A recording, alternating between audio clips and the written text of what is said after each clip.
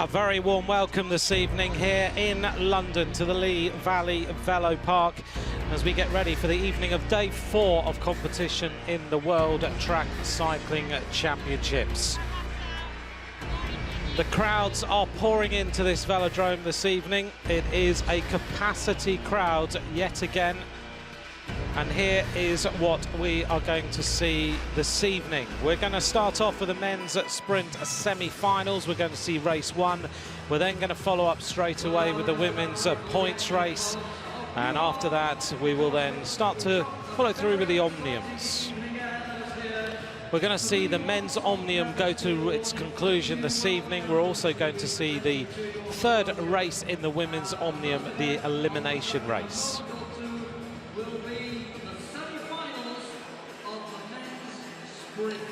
We've reached the stage where there are just 4 men left in the competition. Coming up first then, the men's sprint semi-finals. 3 rides against each other to decide which of them go on to the next. And here are the start lists of heat number 1 and heat number 2. So we got Matthew Glaetzer of Australia against Denis Dmitriev, and then we follow up that with Jason Kenny against Damian Zielinski.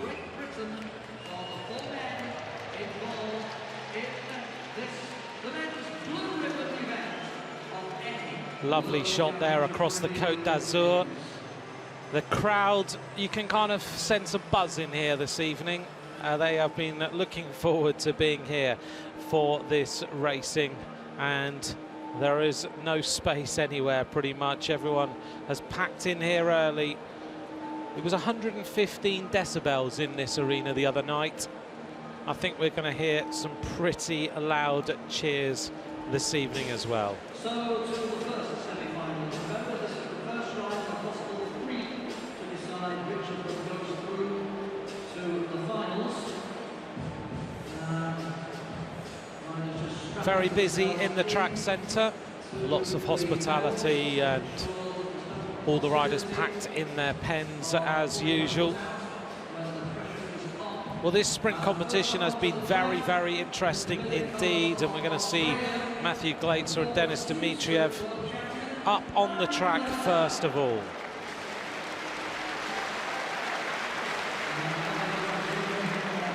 Here's the 2 riders then. We welcome them onto the track. On the left-hand side, Denis Dmitriev of Russia, twice a silver medalist, 1 time a bronze medalist. He's been on the podium in these World Championships in the sprint for the last 3 seasons. Alongside him, an Australian rider, Matthew Glaetzer, world champion in the team sprint in 2012, the Commonwealth champion in the Keirin. Now, sprint competitions, the rules are 3 laps of the track, and it is all down to a decider between 3 races. So if you win 2, you go through to the next round. This is the semi-final, so of course they're fighting for a place in the next round. Matthew Glaetzer actually dismissed the defending champion Gregory Boget. A fantastic performance. There's the onboard camera on the bike of Matthew Glaetzer, and there's the view that we can see of Denis Dmitriev, the Russian rider, sitting behind him. Dmitriev had a little bit of a tough contest against Callum Skinner of Great Britain. He eventually won it 2-1. And Glaetzer so far has looked absolutely supreme in competition. He looks like he is right on top form, but watch out for the way that Dmitriev rides this competition.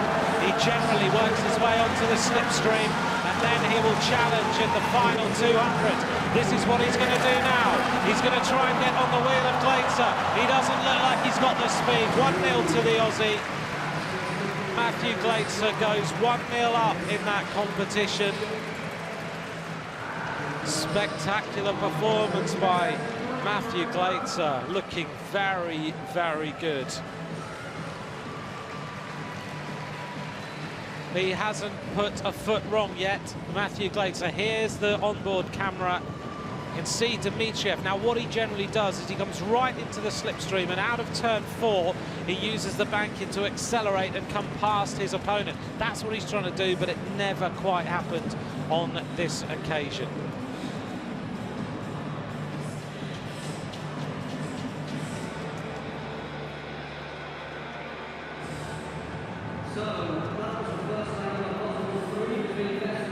Confirmation then, Matthew Glaetzer 1-0 against Denis Dimitriev.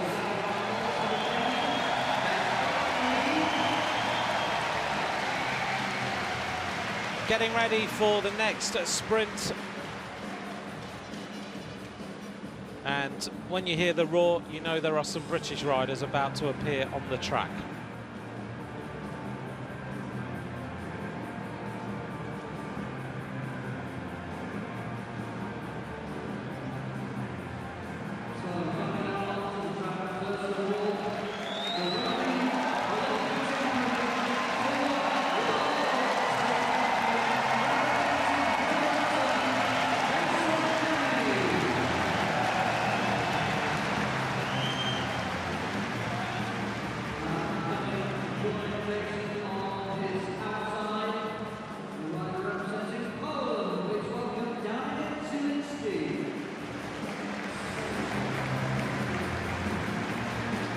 On the track then, this is a big contest for the semi-final to go through to the final now. On the track then, Jason Kenny of Great Britain, the Polish rider Damian Zielinski. Zielinski beat Fabian Puerta in the last round. Puerta, a very good keirin rider. Jason Kenny has looked extremely strong all the time. He beat Sam Webster of New Zealand. Kenny was great in qualification. The tactics, of course, all very different. The riders will just try and stay in the slipstream. There's the onboard camera of Jason Kenny looking back at his opponent. Jason Kenny, in his career, the world champion in 2011. That's the onboard camera looking back at Zielinski. Kenny's got a great palmarès in terms of Olympic Games. 3 times an Olympic champion so far as he heads towards Rio 2016. And Kenny has been a little bit quiet over the last couple of years, but there's no doubt that he's got himself honed and ready and on the best form that we've seen him in recent years. Kenny then keeping Zielinski up on the track.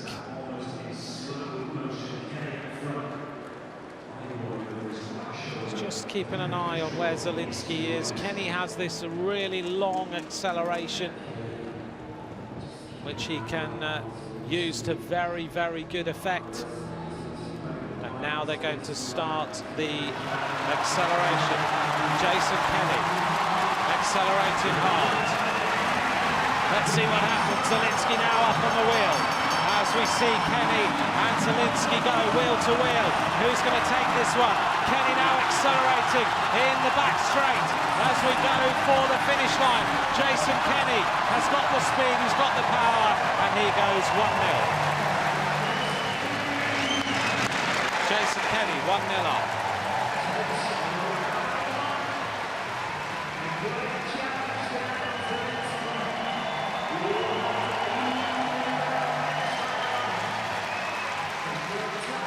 Here's the replay then. Jason Kenny holds Zielinski up at the top of the track. And then he just used the banking. Here's the onboard camera. You can see Zielinski working hard, trying to stay in the slipstream, but he just didn't have the speed to stay there.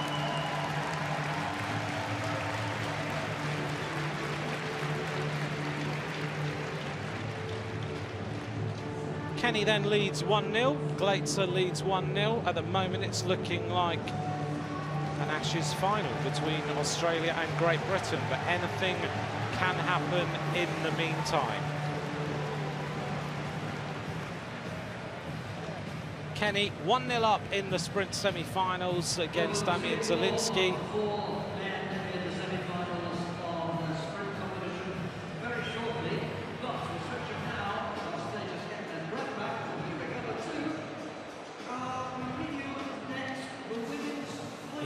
Has looked extremely focused during this round of competition.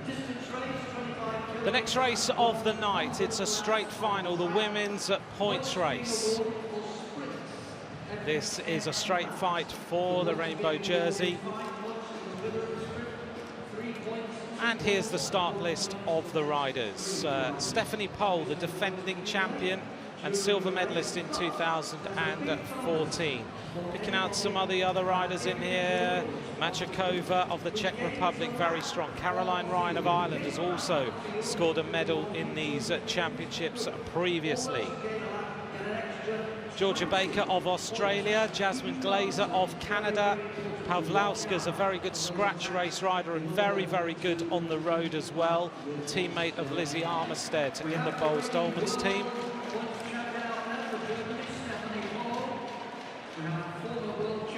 And Elena Cecchini could be an outsider here, wearing the colours of Italy. Ozrin Trabaita wearing number 20 for Lithuania. My two colleagues will point out all of the riders to you as the race progresses. Let me just further explain that There is the British rider, Emily Nelson. at the bottom of the track being held up by Albus. There's Georgia Baker of the Australian team, rides for the High Five Dream Team. Comes from Launceston. And there is the defending champion, all smiles from Stephanie Pohl. It was a thrilling race when she won this last year. But just to run through with you then the rules of the points race. We have 25 kilometres, 100 laps of the track. And there's the Belarusian as we work our way down the list. The Savenka, Machakova, Kopecky, Nelson getting her last bit of instruction from Paul Manning. Caroline Ryan. Behind Caroline Ryan is the Russian Badyakova, Georgia Baker, Jasmine Glazer right at the back of this group of riders. Then we have Ozrin Trabaita,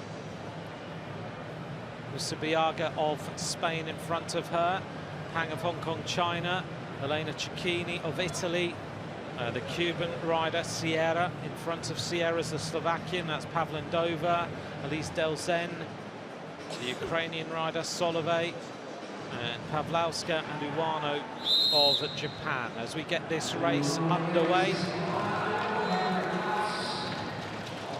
So they're going to roll off the rules of racing. We have 100 laps of the track. We have sprints every 10 laps. The points are 5, 3, 2 and 1. The rider who accumulates the most points at the end of the 100 laps is the world champion.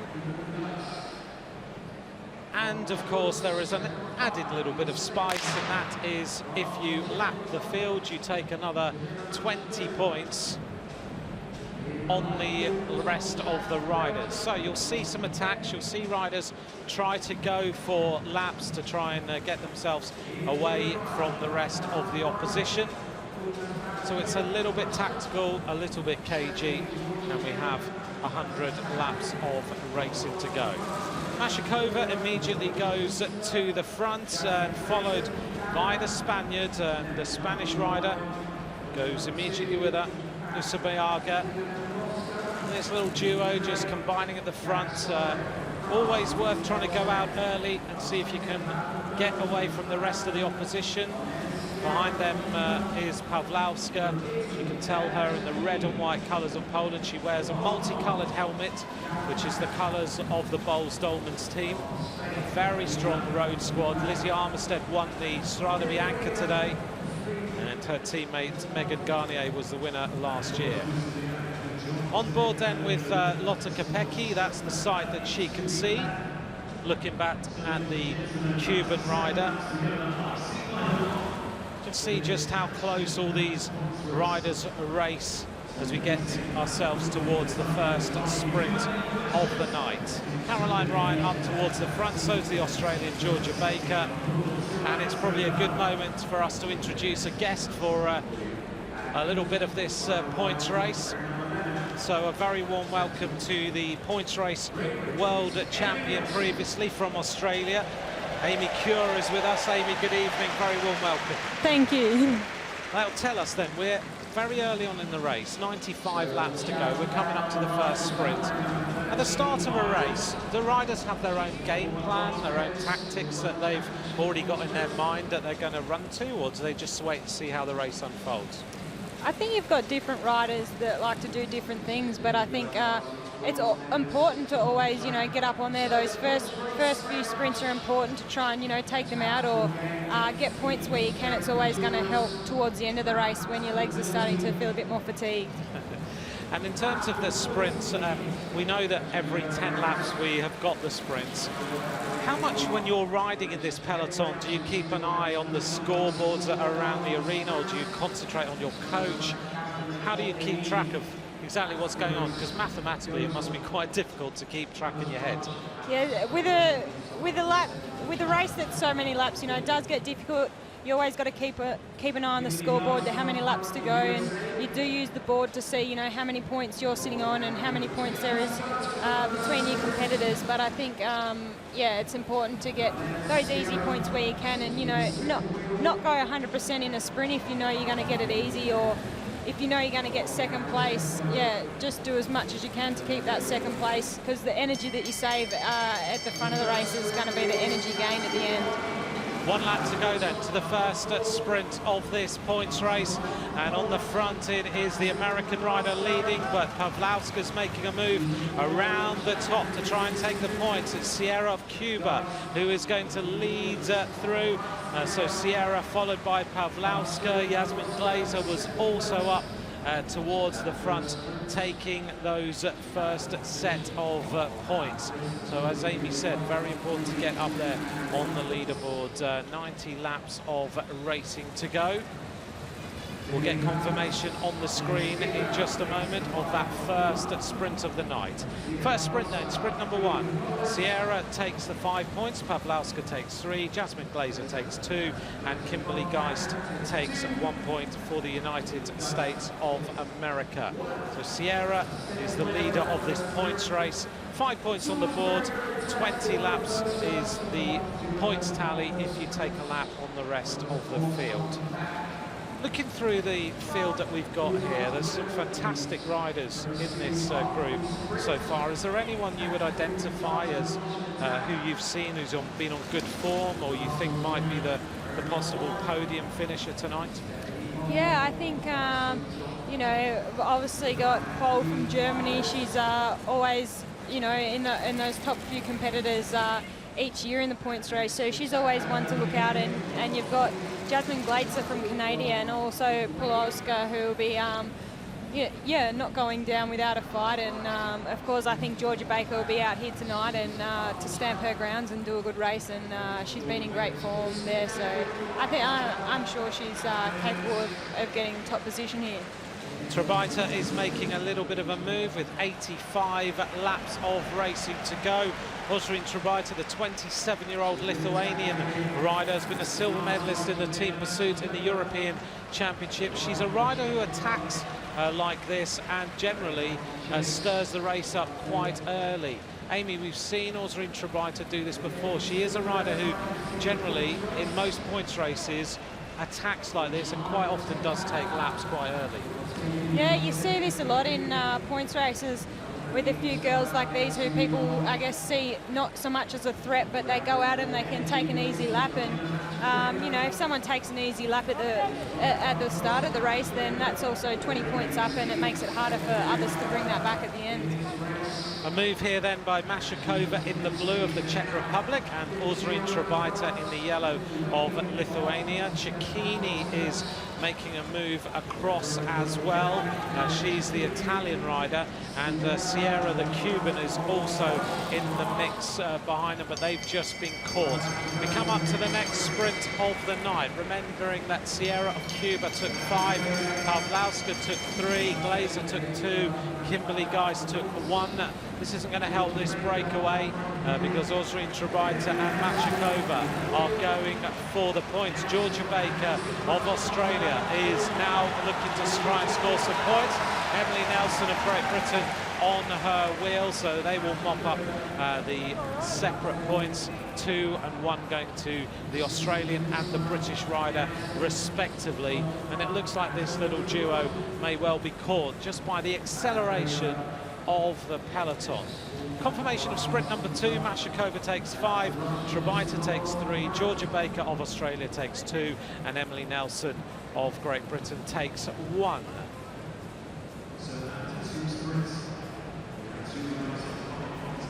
Little attack at the front from the Russian rider. This is Badiakova trying to go clear. The standings after sprint number 2, Mashakova leads with Sierra equal on points. Pawlowska and Trebita have 3 points each. Amy, we quite often see after a sprint happens that there's a little bit of a lull and then there's an acceleration. I guess that's your body, in terms of pulse rate and feeling, has had to accelerate hard, and you want to just calm it down. Is that right? And then some riders are feeling good will take the attack. That's true. You see, as soon as people have done a hard sprint, you know, the first thing is, okay, sit up and recover and get back in for the next sprint. But you can see that's where some of the smarter riders can sit back towards the end of a race and think, well, when this sprint goes and everyone sits up, I can attack, and that's a perfect move to gain big momentum on the peloton and to chase down a lap. And I think it was a very smart move by Georgia Baker after the sprint. She brought it down and continued the pace with a high speed, and then you saw out there, brought the breakaway back very quickly. So it's an attack here by Badiakova of Russia. The peloton pace is not very, very high right now. Do you just ride a race like this on feel? Do you know how your body is reacting without any pulse monitors or anything like that, purely through the training that you do?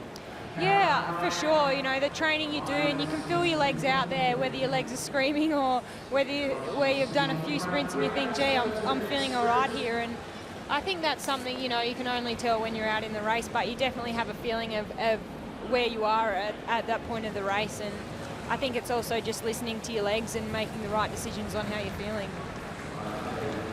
With us then is Amy Cure, the points race world champion. She comes from Tasmania, and she's here giving us her insight as to what this points race is like. Badiakova still on the attack. A little bit of an acceleration as we head towards the next sprint of the night, and Badiakova looking to try and mop up these points. Mashakova and Sierra are the leaders. Pawlowska looks to be involved in the action at the front of the peloton. A big acceleration by the Polish rider, who's a former world scratch race champion. I think Badiakova's going to just hold on. Behind her is going to be Pawlowska, and also involved in the mix, I think, was Stephanie Pohl, the first time we've seen her, the defending champion. On the screen then, Badiakova's now been caught by the peloton, and the acceleration now at the front. Confirmation of sprint number 3, Gulnaz Badiakova is the winner of that sprint, 5 points, Pawlowska 3, Savenka 2, and the defending champion with 1 point. Peloton calms right down now. There is Pawlowska. I think after that sprint she will be the leader of this points race. And here's confirmation that Pawlowska has 6, Mashakova has 5, Badiakova 5, and Sierra has 5 points so far. Peloton at the moment, Amy, do you get a sense it's a little bit cagey in there at the moment? Everyone's kind of looking at each other. No one really has managed to take a big advantage and get a lap yet. Yeah, you see that a lot, you know, when there's quite a few really good girls in the field. Quite often they look at each other as to see who's makes the first move and who's going to chase it down. And I think, you know, that's where you see a lot of attacks from some of the smaller countries there. Caroline Ryan of Ireland makes a move now. She was a bronze medalist in 2012. Sierra immediately counters that move, and Ryan goes to the top of the track. One rider in here that we should mention is a teammate, a former teammate of yours, Elena Cecchini of Italy. Yes, I think she's going to be very strong. She's got a very good sprint on her, and she doesn't always ride the track, but I think she's in great form and will be giving it a crack out there. And I think, yeah, she could do great things. Osrin Trebajta makes a move again off the front with 65 laps to go. She's trying again to break the will of the rest of this peloton. Going clear now. The hair flowing down her back, and a little bit of a gap to Jasmine Glazer right now.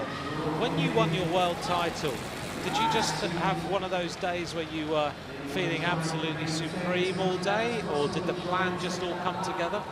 I think, yeah, you got obviously going to every race with a plan, but it doesn't often work out to how you have it planned in your head. But for me, I guess it was my last race, and I was more relaxed. But to be honest, I had a bit of a misunderstanding with the time of the race, and I actually only arrived 20 minutes before, so I couldn't go in too much with a big plan. You know, I had to obviously take it slowly into that and try not to let others know.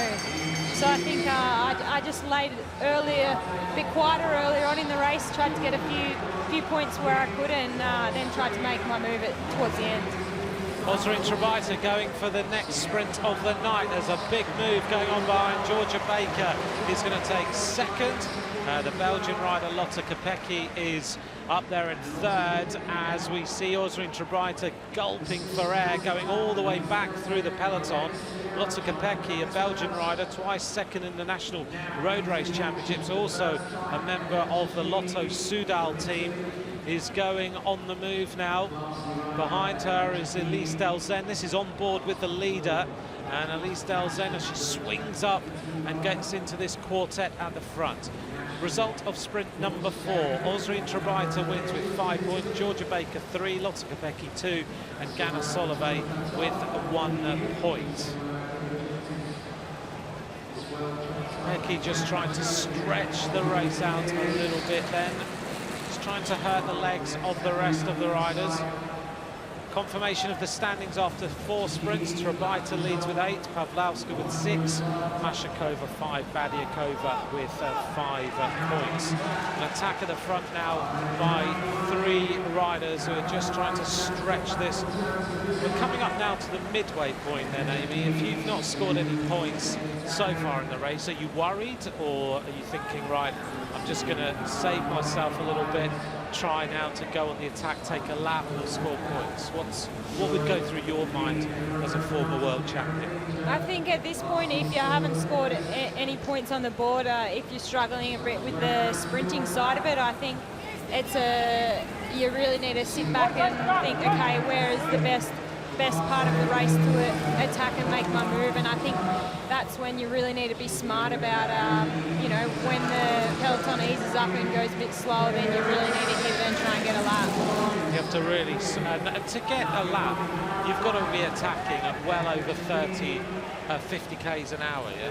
Yeah, you've got to be going much faster than the bunch, that's for sure, to do an attack, but it's also to do it smart, so you use the least energy.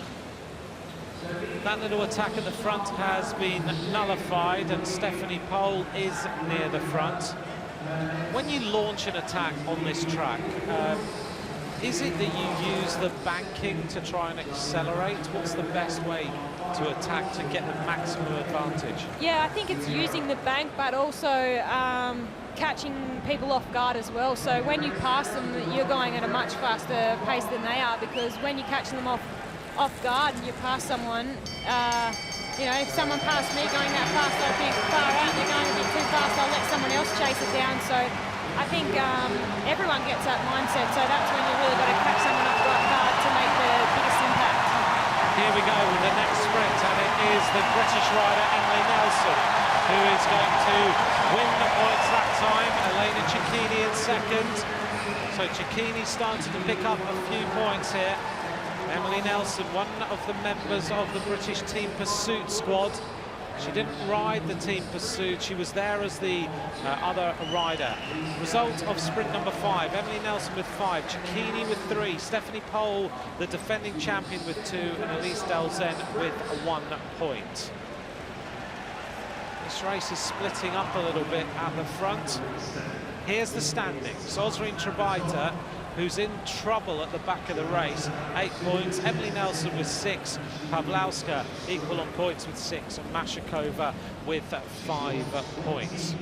Trebajta then, I think she's been lapped. She put in a massive effort and now has lost a lap on the rest of the field. So Trebajta has lost 20 points for losing a lap. She disappears out of the standings overall, and now Elise Delzen goes on the attack. 47 laps of racing remaining, and it's still anybody's race. Nelson and Pawlowska are the leaders of this points race. There's confirmation then. The standings have changed. Standings after sprint 5, Emily Nelson and Pawlowska tied on points with 6. Mashakova in 3rd place as Pawlowska tries to go on the attack with Cecchini and also Elise Delzen. What's the feeling then, Amy, in the Australian camp after 4 days of racing? Yeah, I think it's a great feeling. You know, we're all here. We're such a tight-knit group. We're supporting everyone through the ups and downs, and I think, you know, it's great. We've already got some good results on the board, and I think it's great. You know, we all bounce off each other, and we're there to support each other, and it's been a really good feeling in the Australian camp. And Georgia Baker, tell us a little bit about her. What's her background? What's her strengths? Georgia's a very strong girl. She's definitely, she's got a good kick on her as well. She's got quite a few road results in the NRS in Australia this year, and she's had a bit of a, I guess, unfortunate year with the passing of her father, which has been obviously very hard for her. But Georgia is a very close friend of mine. We come from the same state of Tassie, and she's from a little town called Perth, and she really gives it everything. She's one person, if you go on a war, you want her by your side. That's a good description of a teammate. If you're going into war, you want her right by your side. Yeah. There is Elise Delzen in the camera. Ganna Solove, this is on the board with her as we head round to 40 laps of racing to go. This is starting to get interesting. Pawlowska's getting involved in all the action. Sierra going around the outside. Jasmine Glazer, the Canadian, also there. Emily Nelson trying to get involved in the points, which she does. And that was an intelligent ride by Emily Nelson. But I think Sierra took the points, and that would mean that she's going to make her way up towards the top of the standings. So it was Sierra, followed by Glazer, followed by Pawlowska, and in 4th place, Emily Nelson of Great Britain. This Cuban rider is riding well. Sprint 6, Elena Sierra takes 5, Glazer takes 3, Pawlowska with 2, Nelson with 1 point. An attack now from Hong Kong, China. And this is Pang Yao, who is going on the move now. Mashakova is going with her. The standings after sprint number 6. Sierra leads with 10 points, Pawlowska with 8, Nelson with 7, Mashakova with 5 points. And it's Pang Yao of Hong Kong, China is on the attack, and right in the camera is Georgia Baker trying to make her move now to get across to the leaders. Georgia Baker then concentrating hard. When you are riding like this then, Amy, you don't want to be right in the red zone the whole time, do you? You've got to just try and measure your effort to get across. No, that's right. You've obviously got to feel like, you know, go off the judgment of how your leg's feeling. Do I think I can make this, or am I best just to sit up and rest in and try and have another crack later on in the race? And I think that's what Georgia's decided to go and is sit back and try and find a better time to make her attack. Peloton then all swinging up the track, and this is playing into the hands of Pang Yao of Hong Kong, China, who's going clear. And Jasmine Glazer, I think, has decided that she really doesn't want this one to go away. She doesn't want a nation just sneaking away and taking a lap. Jasmine Glazer, very, very strong indeed. Bronze medalist in 2014, silver medalist in 2012. You've had a few tussles with Jasmine Glazer, haven't you? Yeah, I think the last few points races I've done, it's always come down to us two in the final sprint. So she's a very good rider, very classy rider out there. And Glazer now closes that gap up. And behind her is Sierra, who's riding a fantastic race so far. Sierra's not a rider we would have noted down as the possible winner of this points race, but what's your analysis of her performance so far in this race as we head in towards the 30 laps to go? Yeah, she's rode a really smart race. She's always put herself in the front, and she hasn't got too far back, and I think that really helps. But when it comes down to a sprint, she doesn't need to pass anyone. She's already there, so it's less energy using, and I think that's been a very smart move by her. 31 laps to go. This is the next sprint, so this is important. Oh, Pawlowska bouncing off Yasmin Glazer, sneaking her way through there. You don't really mess with Katarzyna Pawlowska. And on the wheel immediately, looking for the points. Pawlowska just worked her way through that field very well indeed. It was the Belarusian Savenko who was on the wheel of her. Glazer was there, Cecchini, Emily Nelson and Sierra out of the points. But now we get the big attack. Sprint number 7. Pawlowska takes 5, Savenka takes 3, Glazer takes 2 and Cecchini takes 1 point. This race is still anybody's. Big attack from the defending champion, Stephanie Pohl, who's gambling everything. Katarzyna Pawlowska leads this points race with 13 points. Sierra with 10, Nelson with 7, Glazer with 7. Georgia Baker towards the front of the peloton now. 28 laps to go. Stephanie Pohl is chancing her arm now to try and go away, but she doesn't really have any other possibility here, does she, Amy? Yeah, she's slipped down to 10th position now, but as you can see, there's not much between her and the, say, position 3rd and the top, and it's still, you know, if she gains a lap, she's on the top of the leaderboard, so she knows what she has to do, and she's definitely giving it all. She knows she's only got 26 laps to go, so she's looking to make her move now. There's a group of riders going clear. One of them is Delzen of France. She's on the front. Also in here is Pohl, the Japanese rider who was the silver medalist last year as a Wano. So a very dangerous group going away at the front. Georgia Baker also involved in here for Australia, and Usubiaga is the Spanish rider. 5 dangerous riders on the attack, 25 laps to go. And they will now work hard to try and build their advantage.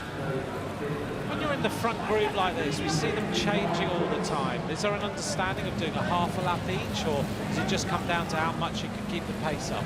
I think it comes down to, yeah, how much you can keep the pace up, and tactics too.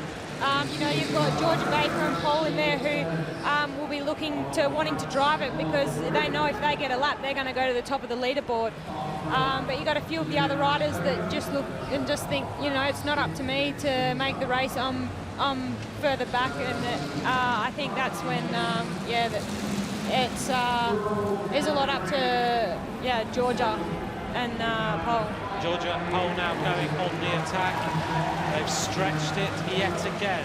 It is Wano of Japan. 22 laps of racing, 21 laps to go. The next sprint of the night is coming up. The fans are going pretty mad because a British rider is involved in the mix yet again. In front is Wano, behind her is Baker, behind her is Pohl.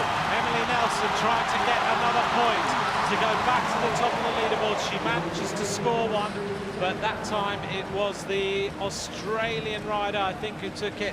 Georgia Baker, a fantastic sprint. Pohl, Uwano and Emily Nelson, who's closing up on the top 3 places. Pohl trying to go away yet again. Sprint number 8, Georgia Baker with 5 points, Stephanie Pohl with 3, Uwano with 2 and Emily Nelson with 1 point. Nelson now makes her move with Stephanie Pohl. A big crowd cheering these riders on. And here's the standings after sprint number 8. Pawlowska with 13. Baker now in second place with 10, Sierra with 10, and Nelson with 8.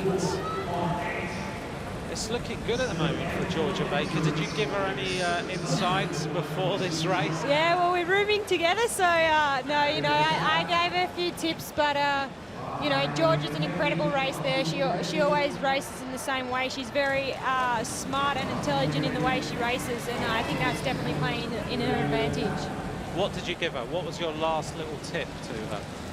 I think, yeah, just enjoy the moment and, you know, really try and get those early points on the board, and I guess look at it the others when they're hurting, and you know, when you're hurting, they're hurting just as much. That's a good tip. 15 laps to go. Our thanks to Amy Cure for being here, the former World Points Race champion. It's good to have her alongside us. We can get a little bit of insight. Lots of Kopecky on board camera. Thank you. As we say, the blue band on the track at the quotas, as it's known, is not part of the track, but part of the route.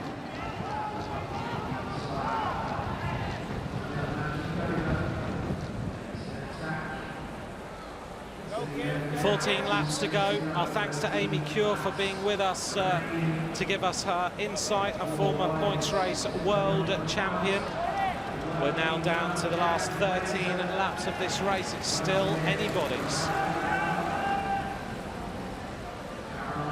Caroline Ryan now on the front for Ireland. Ryan has scored no points so far, so she needs a lap on the rest of the field.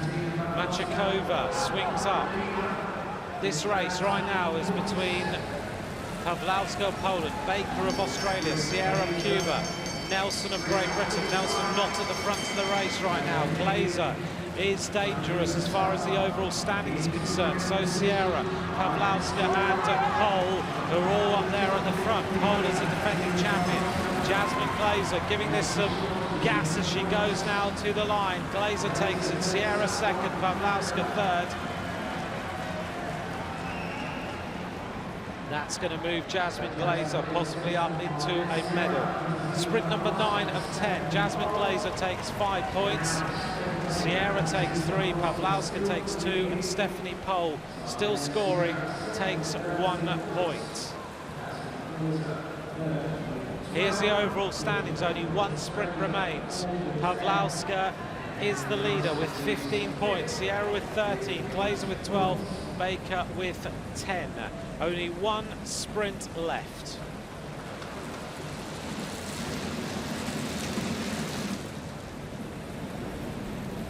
So this race is really between Pawlowska, Sierra, Glazer and Baker for the gold medal.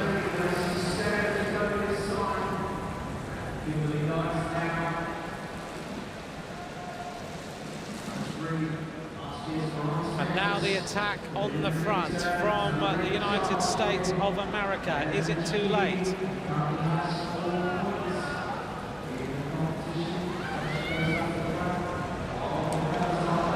Oh, there's a crash.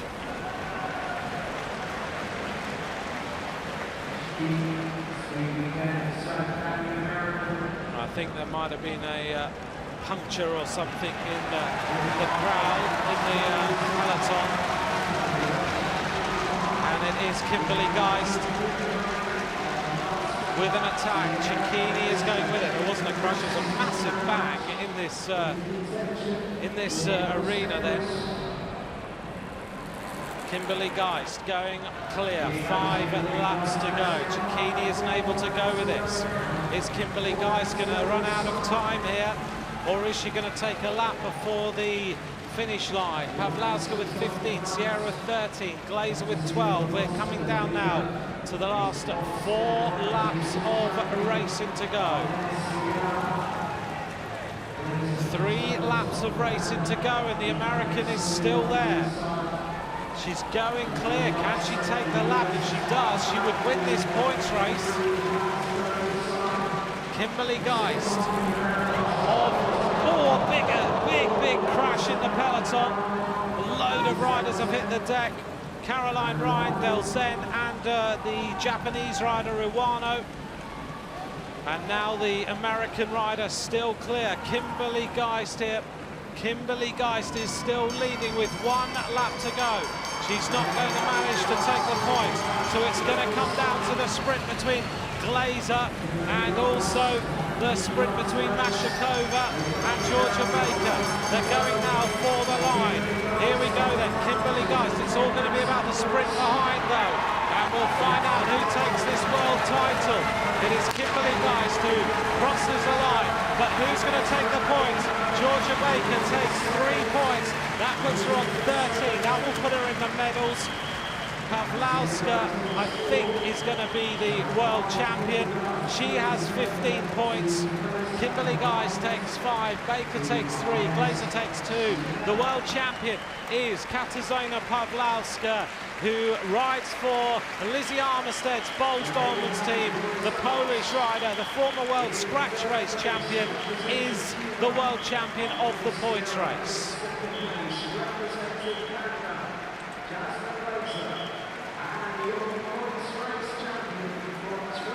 What a fantastic ride by Katarzyna Pawlowska. This was the crash. I think all the Japanese rider touched the wheel. All a very, very bad crash. Went straight over the handlebars. Caroline Ryan of Delzen. This is Iwano. This is on board. Look at that touch of wheel straight over the handlebars. Delzen. She takes out Caroline Ryan. She takes out Delzen. Pawlowska was so lucky. That's her, the winner of the actual championship. Pawlowska was almost taken out as well.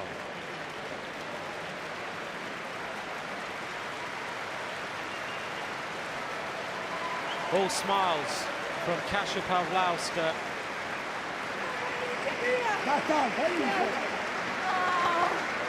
Yes! Fantastic points race by Pawlowska. She's so clever when she rides these bunch races.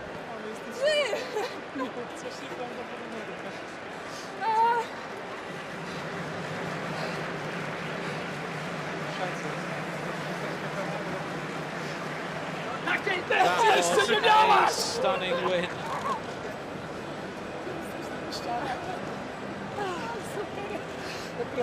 Let's just take another look at this. Pawlowska was so close to that crash. And Pawlowska just making her way round the outside. She was staying out of any trouble. She was on the wheel of the Cuban rider, Zubiaga, on the inside. The sprint started to open up after she avoided that crash. Georgia Baker looking to try and get into the medals. Pawlowska takes the victory. Lee Glazer will be the silver medal. Sierra will take the bronze. Georgia Baker and Emily Nelson will be in the 4th and 5th places.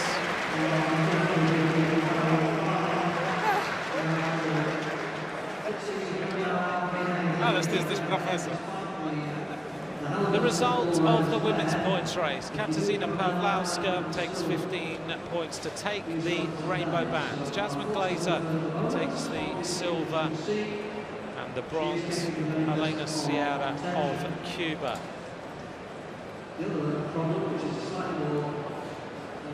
Here is the rundown of the top 14. Badiakova, Mashakova. Cecchini takes 11th place. And on the track, Caroline Ryan of Ireland just getting some attention. She took a very heavy fall there. We hope she's okay. She fell a long way from the top of the track. This is the wheel, the camera, and it was Iwano who went straight over the handlebars. She touched wheels. Look at this, immediately straight over the top. She took Delzen out, and Ryan went straight over the top as well. It's a straight touch of wheels. She had nothing once you're up the top like that. Pawlowska just misses. Look how close. She almost takes out the wheel of Pawlowska. Ryan had nowhere to go. She hit the deck very, very hard. Look how close Pawlowska is to losing the world title here. How did Pawlowska miss that? That is absolutely incredible. I don't think she even will realise how close she was to missing it.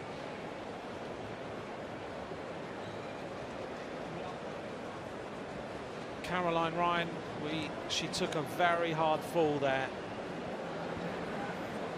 She's getting attention from the medics over on the track. She is sitting up. We know Caroline very well indeed. In fact, I was out on a ride with her in Mallorca just a couple of weeks ago, pre the World Championship. She was on the fantastic form and looking forward to these World Championships very much indeed.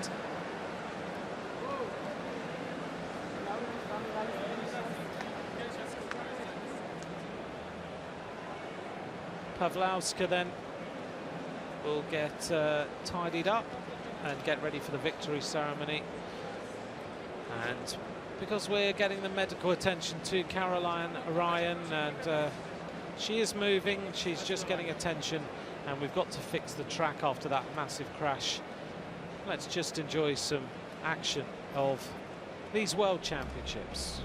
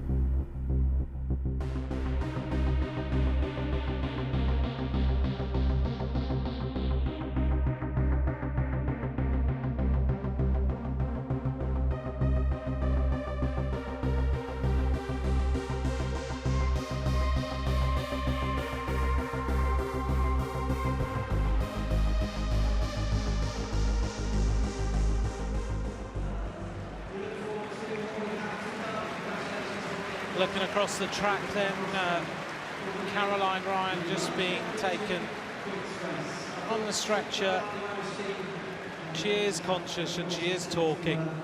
She's with the medics and she is with the British doctor. Very, very experienced doctor there walking with her, and her team manager Brian, of course.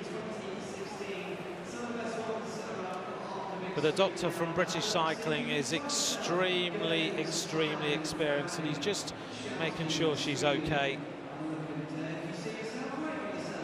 I think, judging by the way she's holding her arm, it could be the usual cyclist injury of a broken collarbone. And she did hit the deck very hard, so I'm sure she'll have very, very sore neck. But we'll get as much information as we can possibly get about Caroline and update you on that. We turn our attention back to the men's sprint semi-finals. So here are the heats. Matthew Gleitzer against Dmitriev, Kenny against Zielinski.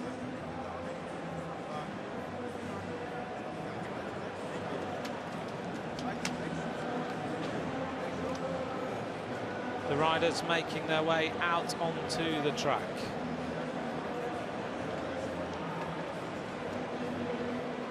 The track's been repaired, there we go, and always got to be very, very careful with that. They'll have repaired it, they'll have made sure there are no splinters sticking out, which could cause any crashes.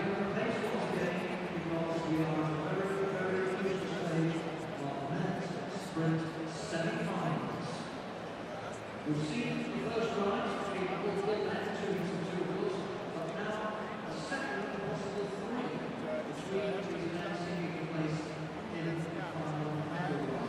Going up the track first, all on the inside of the first semi-final, now the World Championship silver medalist from Hungary, Denis Dmitriev.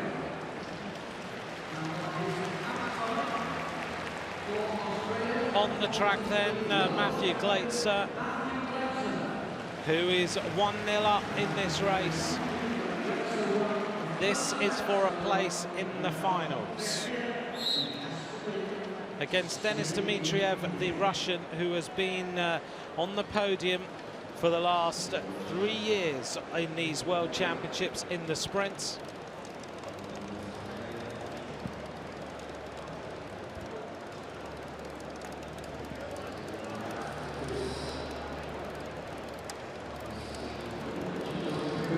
Dmitriev has to win this one to go 1-1 and take it to a decider.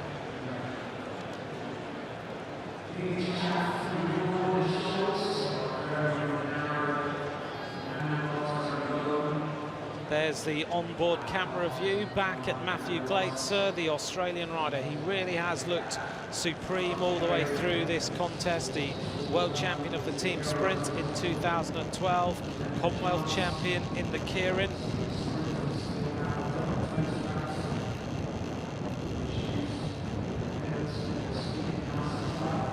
Fantastic view. You can see just the way these riders swoop around the track. Gleitzer going up high, trying to keep an eye exactly on Dmitriev is. Dmitriev's tactics a little bit different this time to last time. He's got to lead out. Gleitzer going high up on the banking.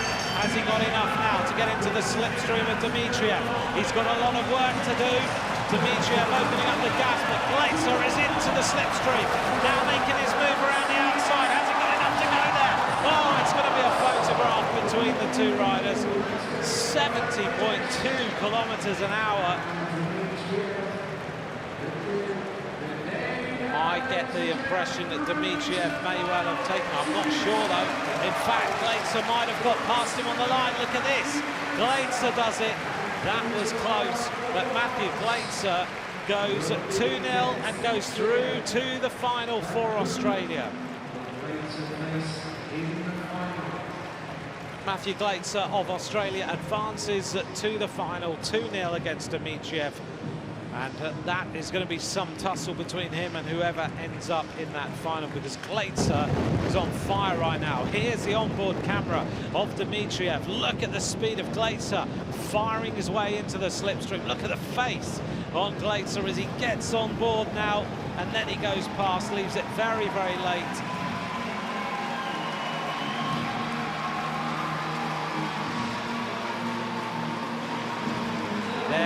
difference between them, about a quarter of a wheel between Glaitzer and Dmitriev.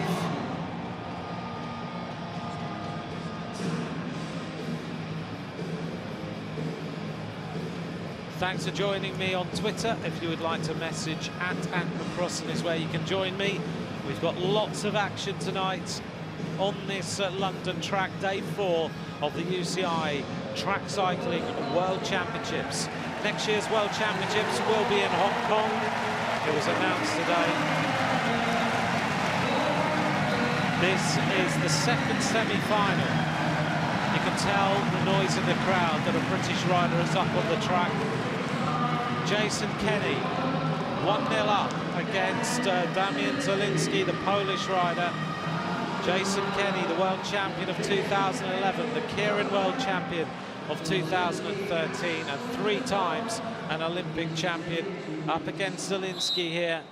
And Zielinski has to win this one to go equal and take it to a decider.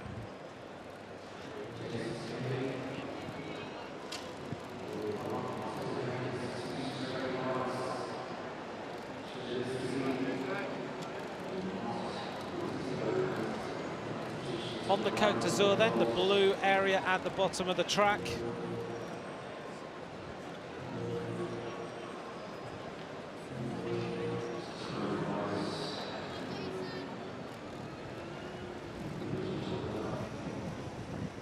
On board the camera of Zielinski.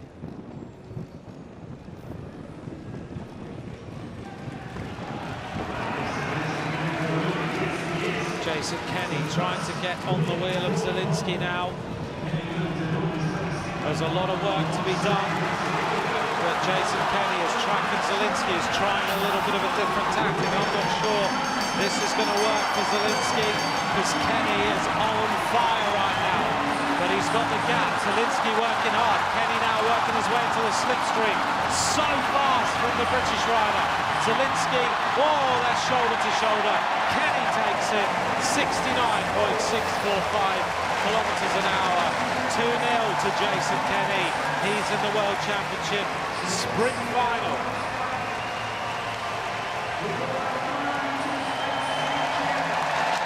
That was a spectacular ride.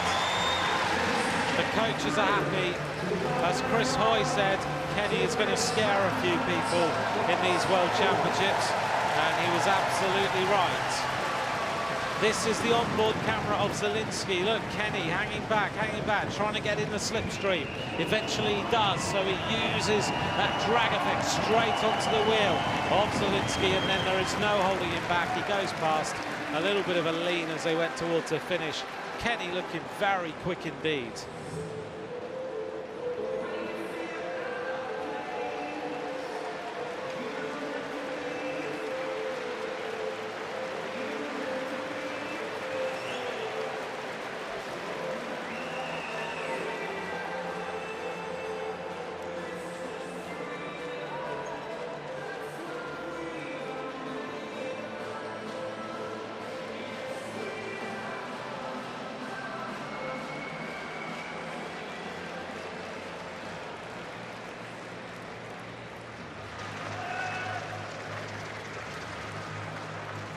Jason Kenny makes his way into the track centre.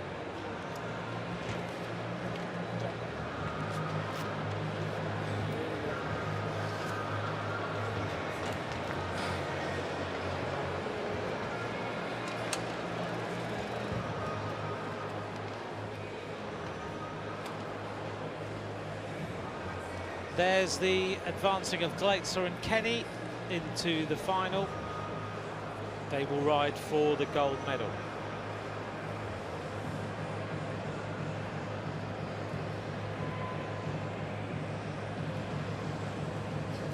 The victory ceremony of the women's points race.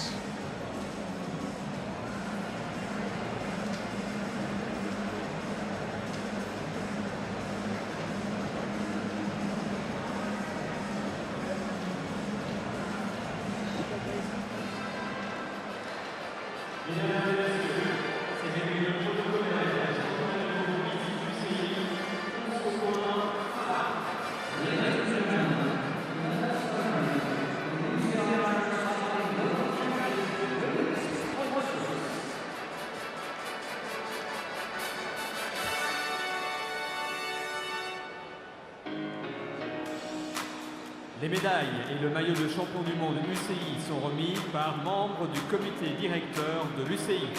The medals and UCI World Champions jersey will be presented by the member of the UCI Management Committee, Igor Makarov. Médaille de bronze représentant Cuba. Winner of the bronze medal representing Cuba, Arlenis Sierra. Elena Sierra takes the bronze medal for Cuba.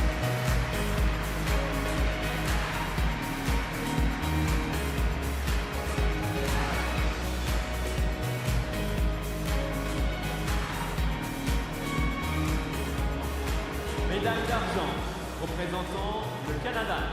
Winner of the silver medal representing Canada, Jasmine Glesser. The silver medalist, a little bit emotional on the podium, the Canadian Jasmine Glazer. She's had a bronze medal in 2014, a silver in 2012, and another silver medal to add to her Champion du collection. monde et vainqueur de la médaille d'or lors de la course au point femmes des championnats du monde UCI représentant la Pologne. The UCI Truck Cycling World Championships Women's Points Race gold medalist and winner of the UCI World Champions jersey representing Poland, Katarzyna Pawlowska. The world champion, Katarzyna Pawlowska of Poland. She will pull on the rainbow bands as the World Points Race champion. It's been a good day for Boels Dolmans. She's a teammate of Lizzie Armistead, who won the first round of the Women's World Tour today in the Strada Bianca in Italy on the white Stellati roads.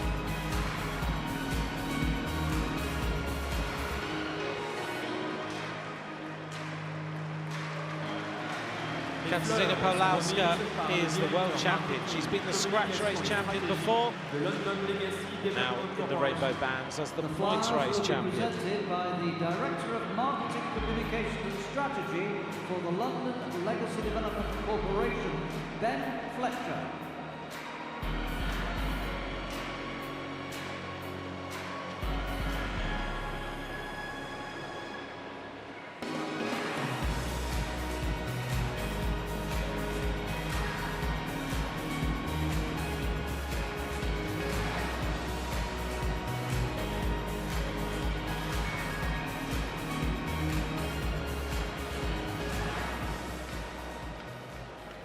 Mesdames et messieurs, l'hymne national de la Pologne. Ladies and gentlemen, And now the national anthem of Poland. Poland.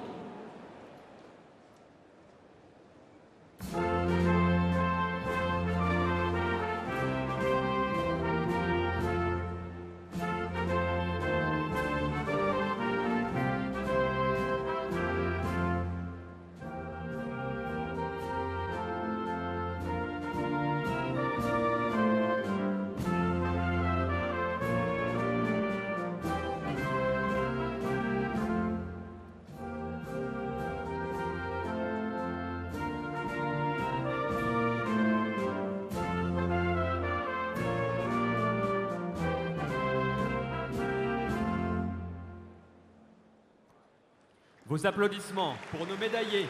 Ladies and gentlemen, please acknowledge all our medalists.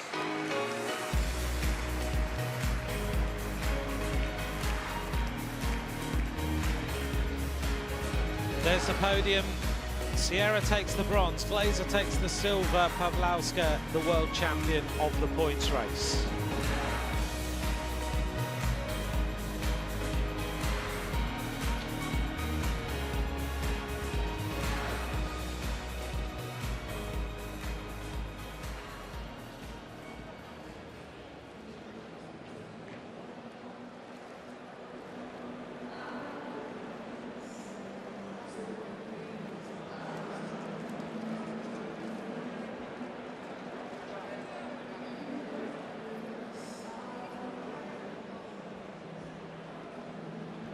All the photos being taken by the world's press. And of course, Pawlowska will now sign all the rainbow jerseys.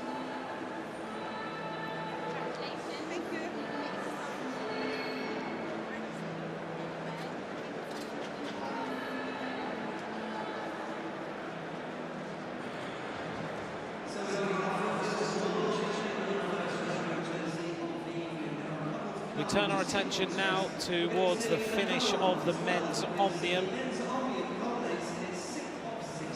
And earlier on today, we had the final rounds of this men's Omnium competition. It was Lasse Norman Hansen who looked very, very good in the time trial. He set the standard for everyone to beat, but then it was on the track Viviani and Gaviria who really have looked very, very good all the way through this event. Lasse Norman Hansen's time, 1:24.09. Gaviria and Viviani looking to stay towards the top of the leaderboard. And as they race to the conclusion of the 1 kilometre time trial, Gaviria just edged it over Elia Viviani, but Lasse Norman Hansen was the rider who stayed at the top of the standings in that event. However, Gaviria led from Viviani with 140 points after 4 events. All Cavendish fans were hoping that he would then produce a flying lap that would take him to the top of the leaderboard. Glenn O'Shea, the Australian rider, riding very, very strongly in the flying lap. A fantastic performance from Glenn O'Shea, finishing at 13.183 to set the standard for all the other riders to beat. Next up after Glenn O'Shea was Mark Cavendish, the Manx Missile, rocketing his way around the top of the track. Down onto that black line, Cavendish hoping to go to Rio. And heading here towards the finish line, Cavendish, 13.211 on the finish line. 68.125 kilometres an hour. Not managing to beat Glenn O'Shea. Tim Velt, of course, yesterday had a big crash.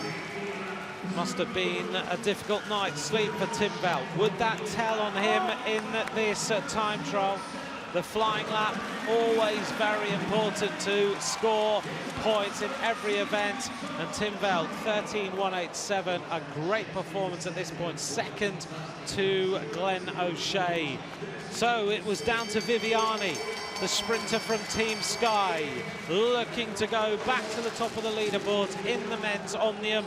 And Viviani powering his way around the track, looking absolutely great. Already inside the time at the opening part of the event and going top of the leaderboard with a blistering time of 13.149, 68.446 kilometres an hour. Of course, Gaviria has been challenging Viviani all the way through this men's Omnium. He's a great sprinter. He rides for Ethics Quickstep. Much expected of him in this power ride. Gaviria looking very strong, but not really getting the effort out that he wanted, and a surprising 8th place, and he was right to shake his head.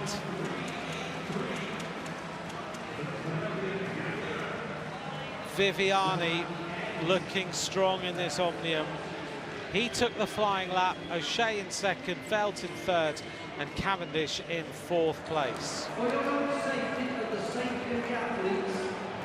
As we come in now to the final event, these are the standings. Elia Viviani of Italy leads with 180 points. Gaviria in second, Tim Velt in 3rd place. O'Shea and Cavendish gluing up behind to see whether they can take this men's Omnium.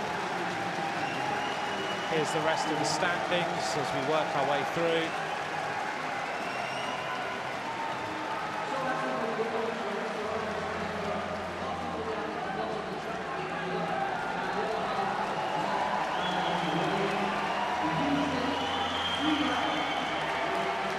Mark Cavendish onto the boards.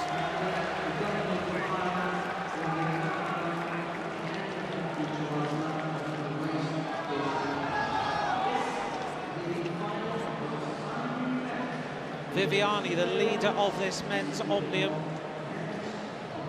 This is his moment. Can he now take the World Championship? The standings right now then. Viviani, you can see the pressure on his face. This is a moment for the Italian. Mark Cavendish, this is a big pressure moment for him as well. This man absorbs pressure. Gaviria also there. Will he take flight and win this points race?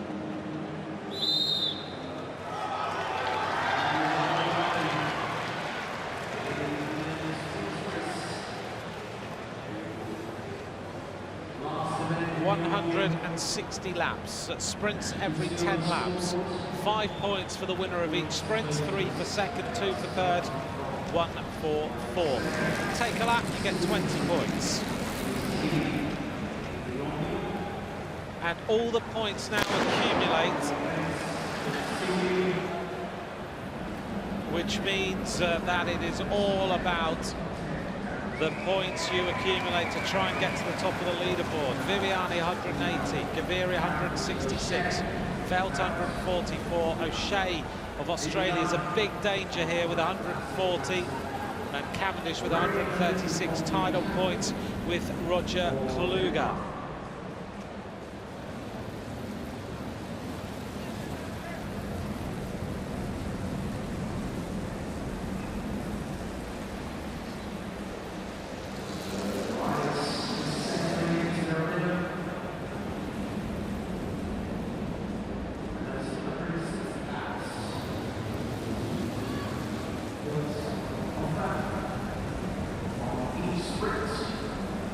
Settled down then.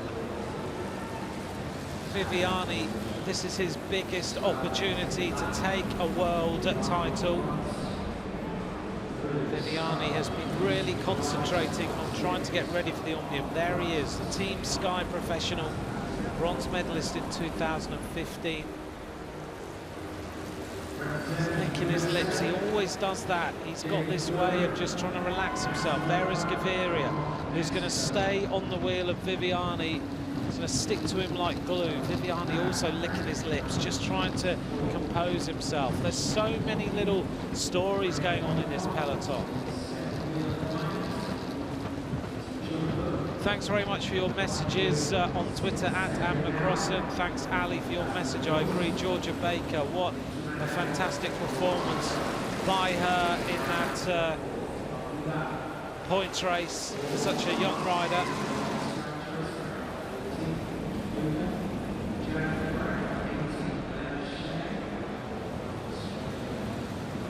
Looking round at each other, they want to make sure they get points on the board early. We'll keep you up to date with exactly what's happening in this Omnium. So they've ridden 5 events so far: a scratch race, an individual pursuit, elimination race, the time trial and the flying lap. Comes down finally to the points race. It's a slightly different format to that we saw here at London 2012. We used to end up with a flying lap time trial as the final race, but now it's the right way round, because we can see the points and then we can see exactly what everyone needs to do to move up the standings. On the front then, Aaron Gate, a former world champion, riding for New Zealand. The first points of the night are coming up. Aaron Gate is right in the front. Behind him is the Polish rider, Thomas Budak, moving up on the outside. Another former world champion, Glenn O'Shea, wants to get involved in the mix very early to get himself into a medal. Gaviria goes around the outside, and it looked to me like Gaviria took those points there for Colombia. Here we are then. This is the sprint with 150 laps to go. Gaviria, O'Shea, Budak, Gate.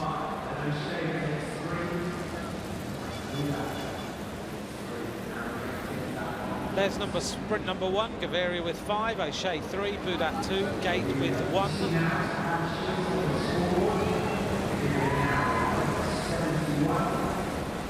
Tim Velt on the front in the orange. Here's the standings now. Viviani with 180, Gaviria with 171, Velt with 144, and O'Shea getting very close now to a medal for Australia. Viviani still the leader, but only 9 points advantage on Gaviria.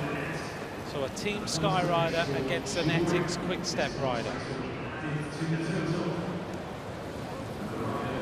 most points at the end of this points race will be the World Track An attack now from Roger Kluger.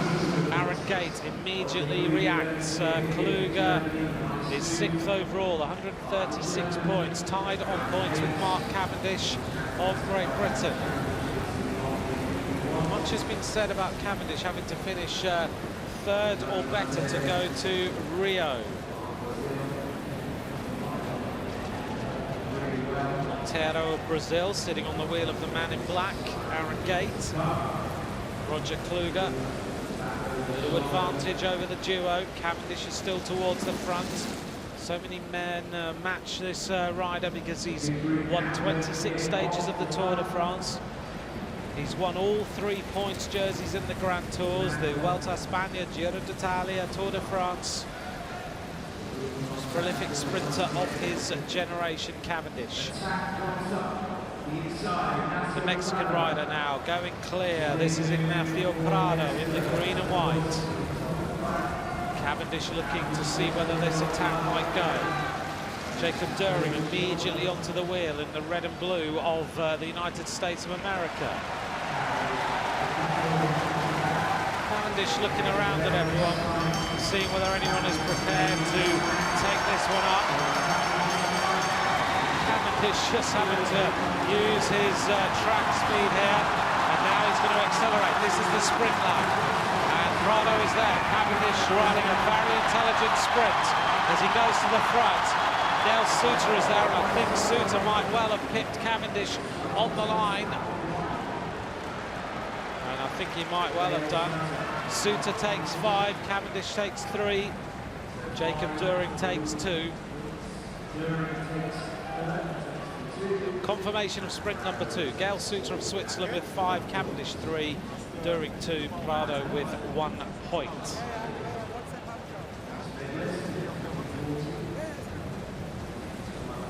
Changes the standings then. Viviani still leads with 180, Gaviria 171, Belt in 3rd, O'Shea in 4th place. But Cavendish now has got daylight between him and Kluger. 5th place for Cavendish. He finished 4th in Hong Kong, and he will want to finish on the podium with a medal in this Omnium to give the selectors of Great Britain something to question as they go towards Rio. There is Viviani, the leader, in the blue. And taking a look from his onboard camera at the Polish rider, there is Gaviria. Every time you see Viviani, you see Gaviria.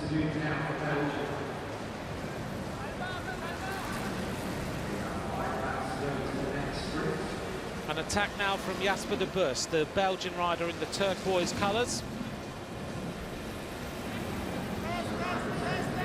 Group of riders going clear there. There is number 3, that's Jasper de Bus, rides for Lotto Soudal, a bronze medalist in the Madison World Championships in 2015.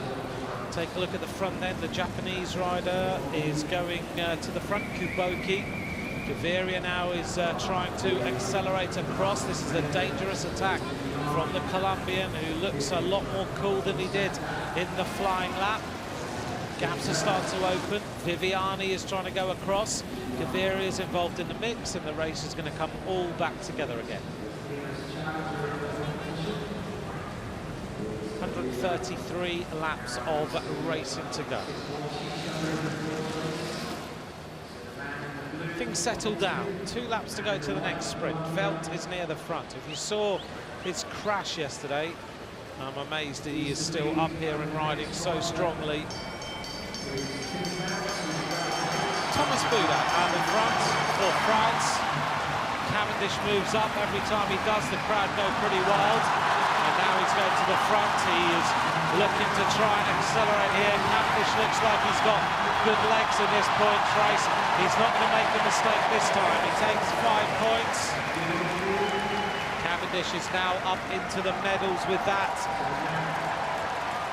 Seems to have this under control. Cavendish takes 5. Sprint number 3, Cavendish 5, Lung 3, Budat 2, Zakharov 1.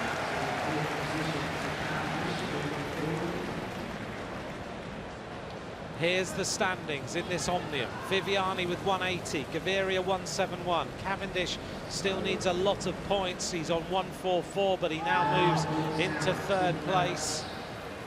O'Shea still placed to try and get a medal with 143.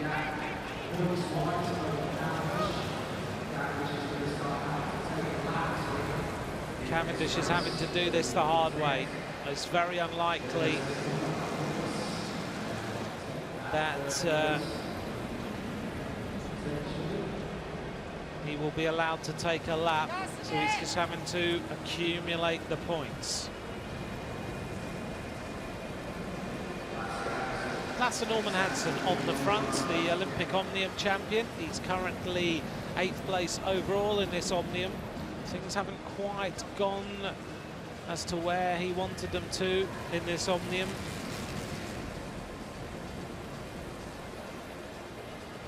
There is Gaviria. Rides for Ethics, quick step. Had that injury at the beginning of the season after a crash, but he's back and looking good. We're on board now with Fernando Gaviria, looking back at the Kazakh rider. That is Zakharov. See the little moves going on, everyone looking round, the little twitches of the head.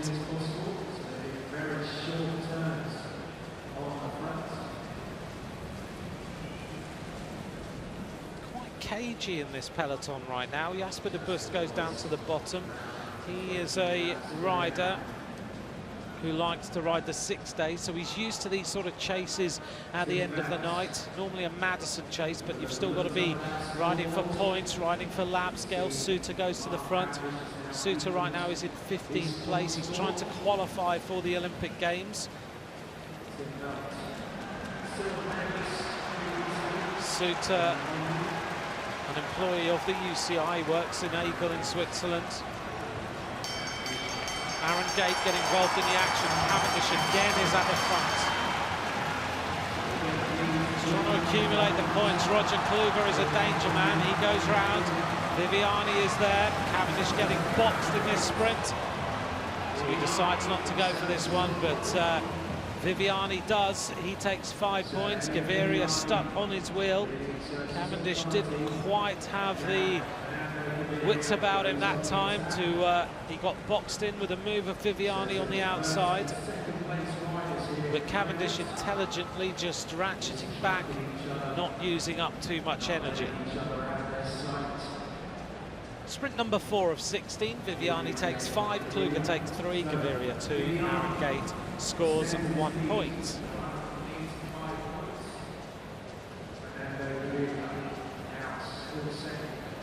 The overall standings, Viviani with 185, Gaviria in silver medal position, and Cavendish still in the bronze medal position with Velt tied on points.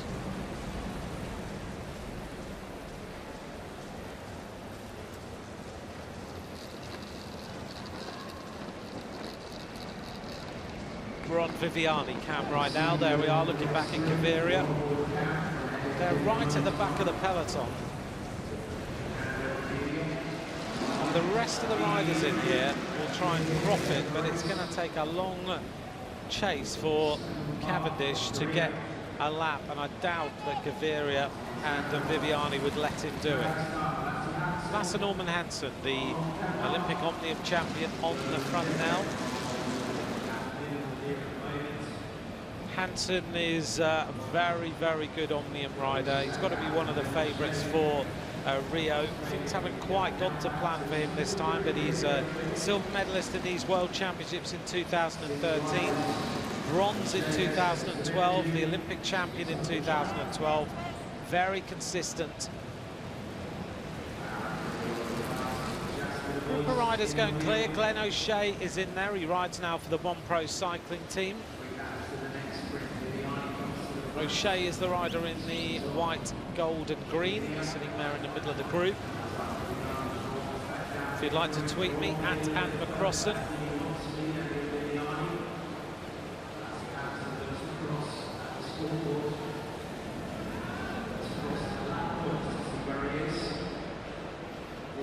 Viviani goes to the top of the track. Henrik Lemmer, a good question about the countback. Look at Johnny Dibben last night. It's on the number of sprints won and the number of laps taken. But Dibben won the last sprint last night, so he knew he'd won the points race overall. Gaviria really turning up the pressure on Viviani here as he takes 5 points, so O'Shea takes 3, the Kazakh takes 2. That was a good move by Gaviria, edging closer to Viviani with that sprint. Confirmation of sprint number 5. Gaviria takes 5, O'Shea takes 3, Zakharov 2, and During 1, which I think makes Glenn O'Shea move into the bronze medal position. Confirmation that we're right then. Glenn O'Shea is into bronze for Australia. Dicey between him and Cavendish. Gaviria in silver, Viviani in gold. And here are the rest of the standings. Lasse Norman Hansen down in 8th place. That's the biggest mover right now. O'Shea into bronze medal. 108 laps to go in this points race. Just wondering what is coming up the rest of the night. The men's sprint finals will take place. We'll also see the women's Omnium, the 3rd race in the women's Omnium programme out of the 6.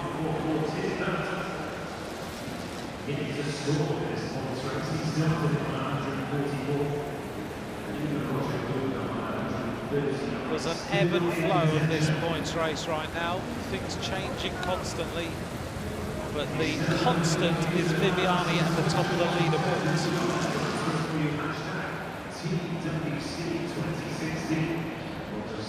Good question about Cavendish being selected for Rio.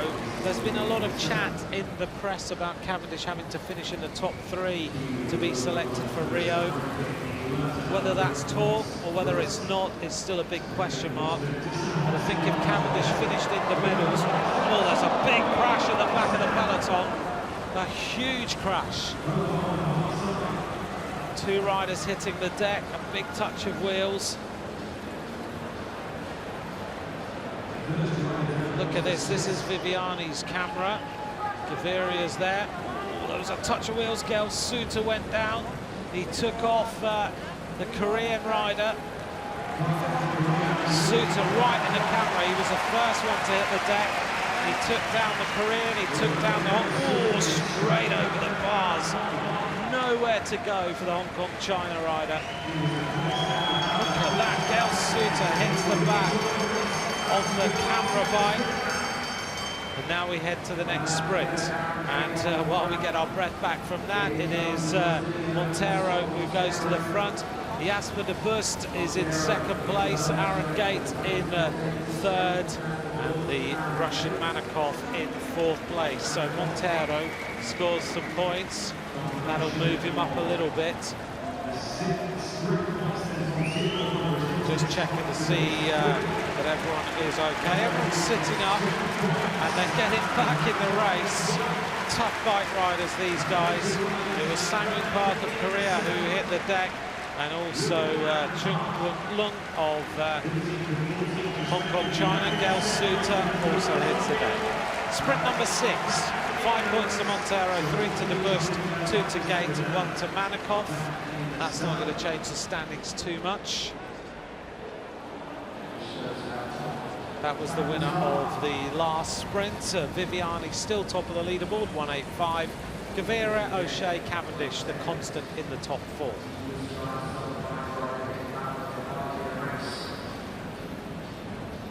There is Viviani, the leader of this Omnium. Is he going to take the world title? You can see he's got to accumulate points. You've got to stay out of trouble with any crashes. These riders getting very tired after 6 different races, a scratch race, an individual pursuit, an elimination, a time trial, a flying lap, and now the points race. Coming back to why Cavendish has to finish in the top 3. It's not absolute that he does, but there's so much talk that if he's not on the podium, would he be selected for Rio, or would they decide to take a team pursuiter There is Cavendish. Someone like Jonathan Dibben instead of Cavendish to ride the Omnium, because you need to be able to be the 5th man for the team pursuit as well. That is why there is so much talk about Cavendish being in the top 3. But would you put your money on Mark Cavendish winning a medal in Rio? He's such a fighter. He's only been on the track now for about 14 weeks. He won the Tour of Qatar, so he's no doubt he's on form as 2 riders go clear at the front of the race. Just opening up an advantage. One is Lasse Norman Hansen, who's 8th overall. This would put Hansen right up there in the medals. So a dangerous attack now by Lasse Norman Hansen. There needs to be a reaction from the other riders. The Japanese rider is Kaboki. He is less important in terms of the overall standing. So Kaboki there in the white, red and black at the front. Lasse Norman Hansen going clear. They've got about half a lap on the rest of the field. Roger Kluge now is going across. So is Prado. Kluge's a danger man. But Lasse Norman Hansen takes 5, Kaboki takes, there goes Kluge, Prado takes the 1 point, and these riders are dangerous as far as the overall standings are concerned. The result of sprint number 7, the Olympic champion Lasse Norman Hansen takes 5, Kaboki 3, Kluge 2, Prado takes 1. In terms of the overall standings, this is where we are. Viviani's still the leader, Gaviria 2nd, O'Shea 3rd, Cavendish 4th, but Lasse Norman Hansen has now moved into this place here, 7th overall, and right now he is trying to go across to take a lap, and with him is Roger Kluge, who is also in the 6th place overall, and this would jump them ahead of O'Shea and Cavendish. These riders are getting ominously close to taking a lap on the rest of the field. Cavendish is glancing across, I can see, to see where those riders are, and it's down to Cavendish and O'Shea to do something about it. And right now, Roger Kluge and Lasse Norman Hansen are coming across to lap the field, and this would put them right into the medals. They're very, very close now to taking a lap on the field, and they seem to have done it with ease. Prado of Mexico in the green and white, Lasse Norman Hansen, the Olympic champion, Kaboki of Japan, and Roger Kluge of Germany are about to lap the field. That would give them another 20 points. It would take them ahead of Cavendish and O'Shea. And they do so with 83 laps to go. Kluge, Hansen, Prado and Kaboki take 20 points.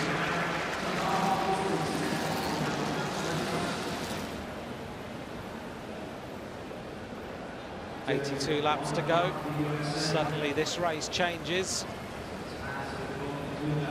Here's confirmation of the 4 riders taking 20 points.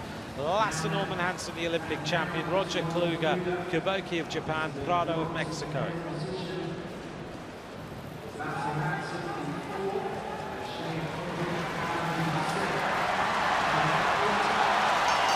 A big attack now from Mark Cavendish, 81 laps to go. Cavendish is looking for the points.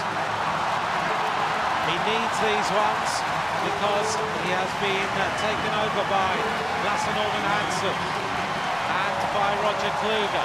Cavendish takes 5. Behind him, Cavendish looking around. He looks quite calm right now. These are the 2nd, 3rd and 4th places. 79 laps to go. Cavendish is back in the peloton. Confirmation of sprint number 8. Cavendish with 5, Manakov 3, Suter with 2. He was the crash victim earlier, and Velt with 1.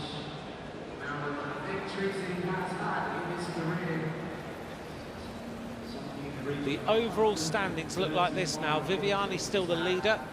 Gaviria is in silver, Kluge of Germany in bronze, and Lasse Norman Hansen in 4th place. The Frenchman Thomas Boudat now launches an attack. Cavendish is in 5th place overall, O'Shea of Australia in 6th. Those two riders need to do something about this. Boudat is another danger man. If he took a lap, he would move up ahead of Cavendish and O'Shea. So it's down to the chase of Cavendish and O'Shea yet again. Thanks for your tweets. Thank you to Nicola Cranmer for your message. Nice to see manager of 2016 who looks after Chloe Dygart, who of course won a gold medal yesterday, tweeting us in today.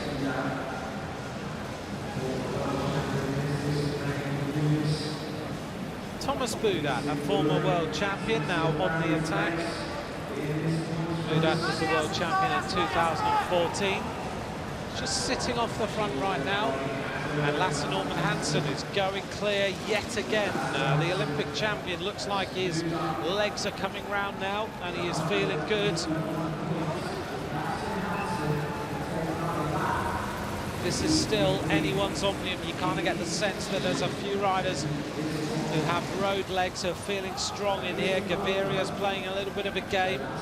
Lasse Norman Hansen, Boudat, Jacob During involved in the action at the front. 72 laps to go. We're coming up to the next sprint. Cavendish is trying to get across to the leaders. Can he sneak a few points here? He doesn't look like he's going to go for this one. Is he playing a little bit of a negative game at times? Gaviria's going through. He's going to score some points. Lasse Norman Hansen takes 5. Gaviria, I think, took the 3 points. He did. 70 laps to go. The result of sprint number 9. Lasse Norman Hansen takes 5. Gaviria 3. During 2. Boudat took 1 point. And a big attack here at the front. This is a dangerous one for the overall. The Omnium standings, Viviani with 185, Gaviria 181, Kluge with 161. O'Shea and Cavendish need to be involved in the action.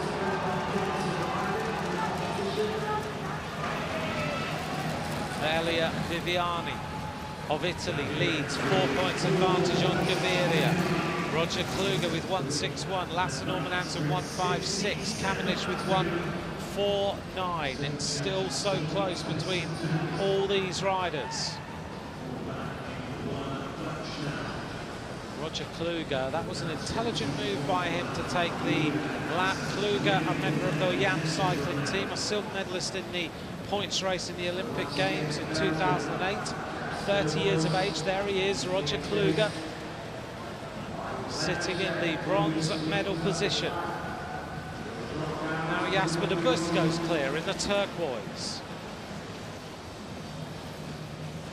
You see as well now, still a lot of riders adopting that position where they wrap their hands over the top of their handlebars.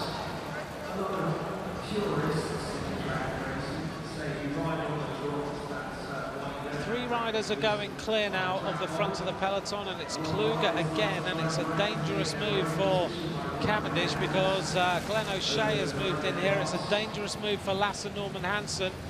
So Jasper de Bust on the attack with Glenn O'Shea and Roger Kluge. These 3 opening up some daylight between the rest of the peloton and themselves. Gaviria and Viviani look concerned, so they are going to try and close this one up. Cavendish immediately reacts. Aaron Gate goes with the move. This is a big chase going on now. Jasper de Bust would benefit very nicely. 62 laps to go. Tactical game being played by many riders.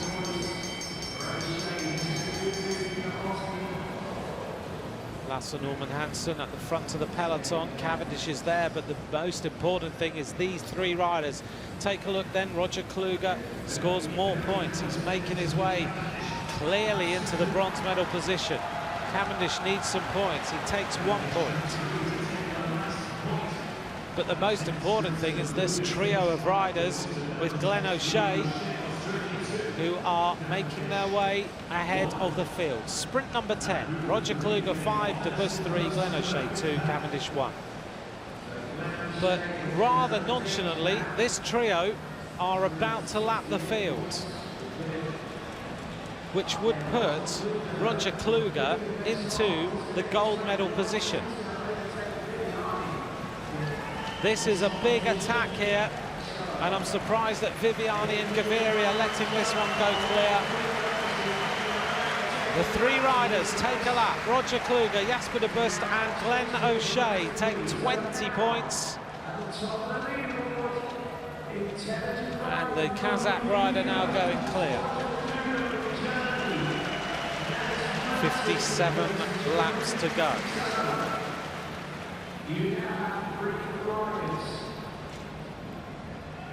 The overall standings have changed. Roger Kluger now at the top of the leaderboard, the German rider in the gold medal position, Viviani in silver, Gaviria in bronze, and O'Shea getting close now to a bronze medal.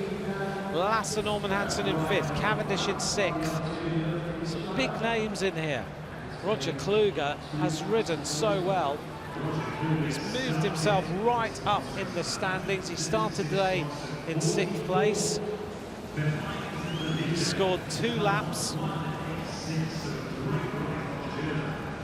And it's the Kazakh rider who's going clear. Zakharov with 121 points. Artyom Zakharov trying to take a lap on the rest of the field. Cavendish isn't too happy, so he goes to the front. Thanks to Hannah Reynolds for your tweet. Thanks for the message. I'm glad this is giving you some motivation for your bike ride.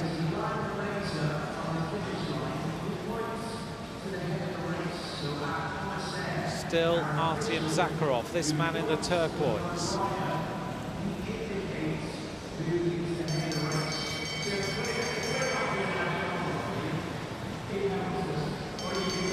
Coming up to the 50 laps to go point, and Artyom Zakharov being chased down by the Hong Kong China rider who also took a crash, Chung Lung. And behind them, Gaviria's going for the points, Viviani's going for the points, so is Cavendish. 50 laps to go. And it's Gaviria who takes some points, so does Viviani. And Gaviria now is going clear. And he is trying to take a lap. Viviani is going with him. This is a big, big attack. Sprint 11. Zakharov takes 5, Lung 3, Gaviria 2, Viviani 1. And Gaviria is trying to rip this race up now. This is the onboard camera of Gaviria. Viviani goes with him. These two riders combining to try and take the overall victory. Here's the standings, it's so close. Viviani 186, Kluger 186, Gaviria 183, O'Shea 168. Cavendish still in 6th place, the Olympic champion in 5th place for Denmark. This is going to come right down to the last few sprints. Viviani, so close to a world title here. I can imagine right now Viviani's girlfriend, Elena Cecchini, who rode the points race earlier on, is standing in the middle and biting her nails. Cecchini, a member of the Canyon SRAM team. I'm just looking across at her actually. She's sitting in the track centre, and so far she doesn't look too concerned. She seems like she is quite composed, but I can imagine in the next 40 laps she's going to be on her feet.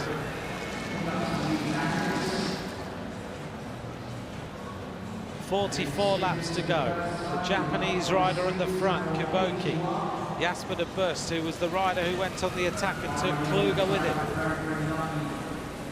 If you're just joining us now then, a reminder, Viviani the Italian leads, Kluger equal on points. In 2nd place, 186. Gaviria with 183. O'Shea of Australia ominously close to a bronze medal here with 168.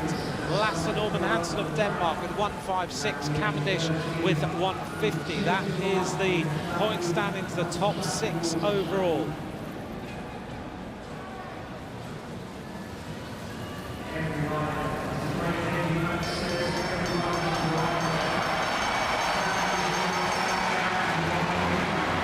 Cavendish now goes to the front to try and accumulate some points. Gaviria, who took his place with Kittel at Ethics Quickstep, goes to the front, and Gaviria and Cavendish fighting it out for the points. Gaviria wins those ones easily, 5 points to him. Cavendish takes 3. Gaviria, I think, will go back to the top of the leaderboard. Sprint number 12, Gaviria 5, Cavendish 3, De Bus 2, Gate with 1.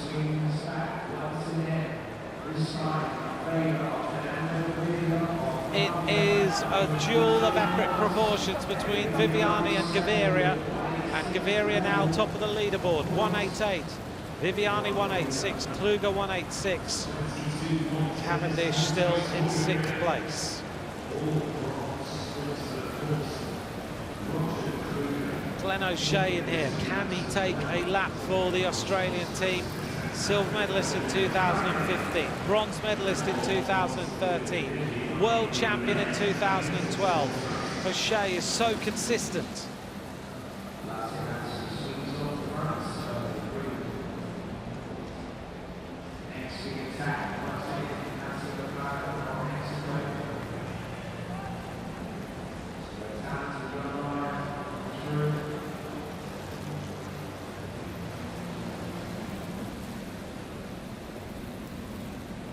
Prado now going clear. Jacob During leaves the gap.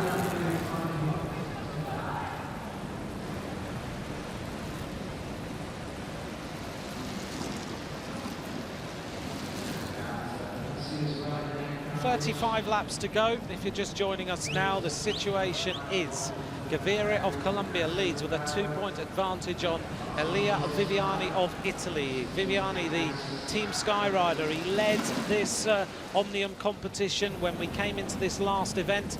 This is the strength sapping points race. He finished 3rd in the scratch. He was 3rd in the individual pursuit, 5th in the elimination, 3rd in the time trial. He won the flying lap. Gaviria was 10th in the scratch race. He won the pursuit, he won the elimination, he was 2nd in the time trial, 8th in the flying lap.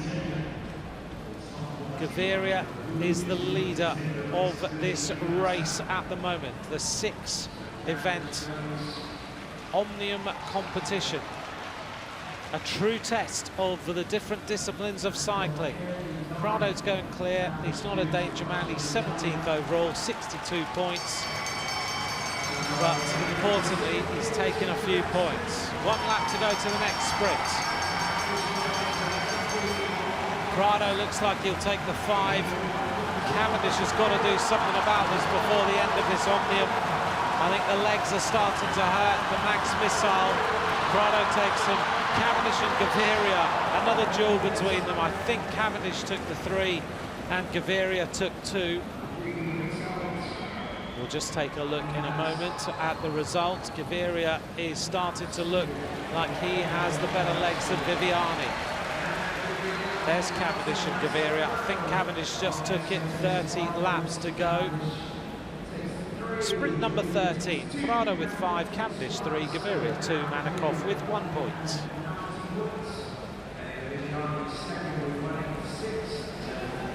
But how are the standings overall? 28 laps to go. Gaviria now has 4 points on Viviani, who's fading a little. Roger Kluge with 186, O'Shea with 168. And anyone else in this board needs to take a lap. There's our leader, Gaviria of Colombia.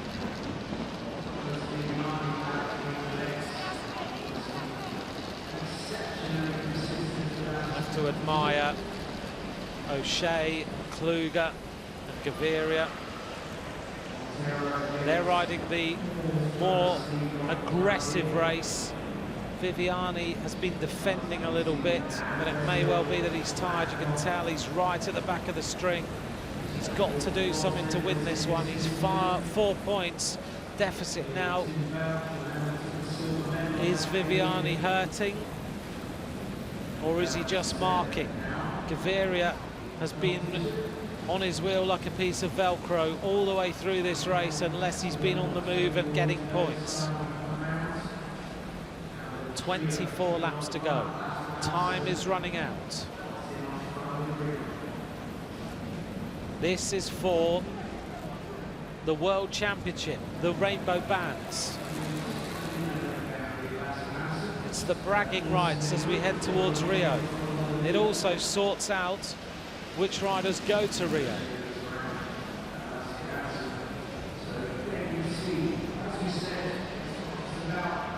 Big move now. It comes from the Japanese rider going clear. This is Kazushiki Kabuki. Trying to go to the front of the race to catch Prado, Montero and Aaron Gate. This is not good for anyone who needs points.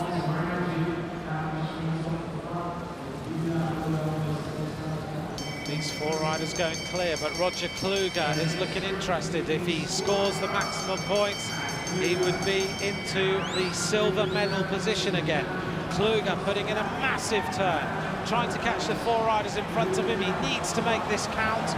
He goes round the top. He's going to score some points. He may even score the maximum. What a ride by Roger Kluge. He takes 5. Montero takes 3. Gate takes 2. Kuboki takes 1. And that puts Roger Kluge, I think, into the gold medal position.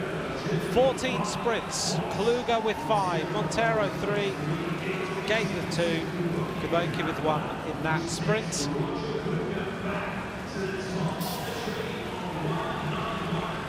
That means that Roger Kluge leads this Omnium by 1 point from Gaviria. Viviani in bronze medal position now. Here's the second page. Hansen and Cavendish tied on 1.56.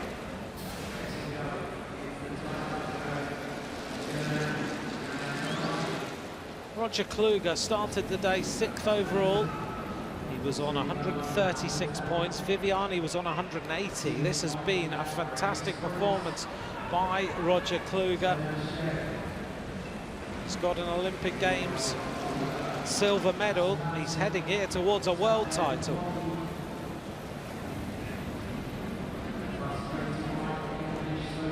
Glenn O'Shea getting involved in the action.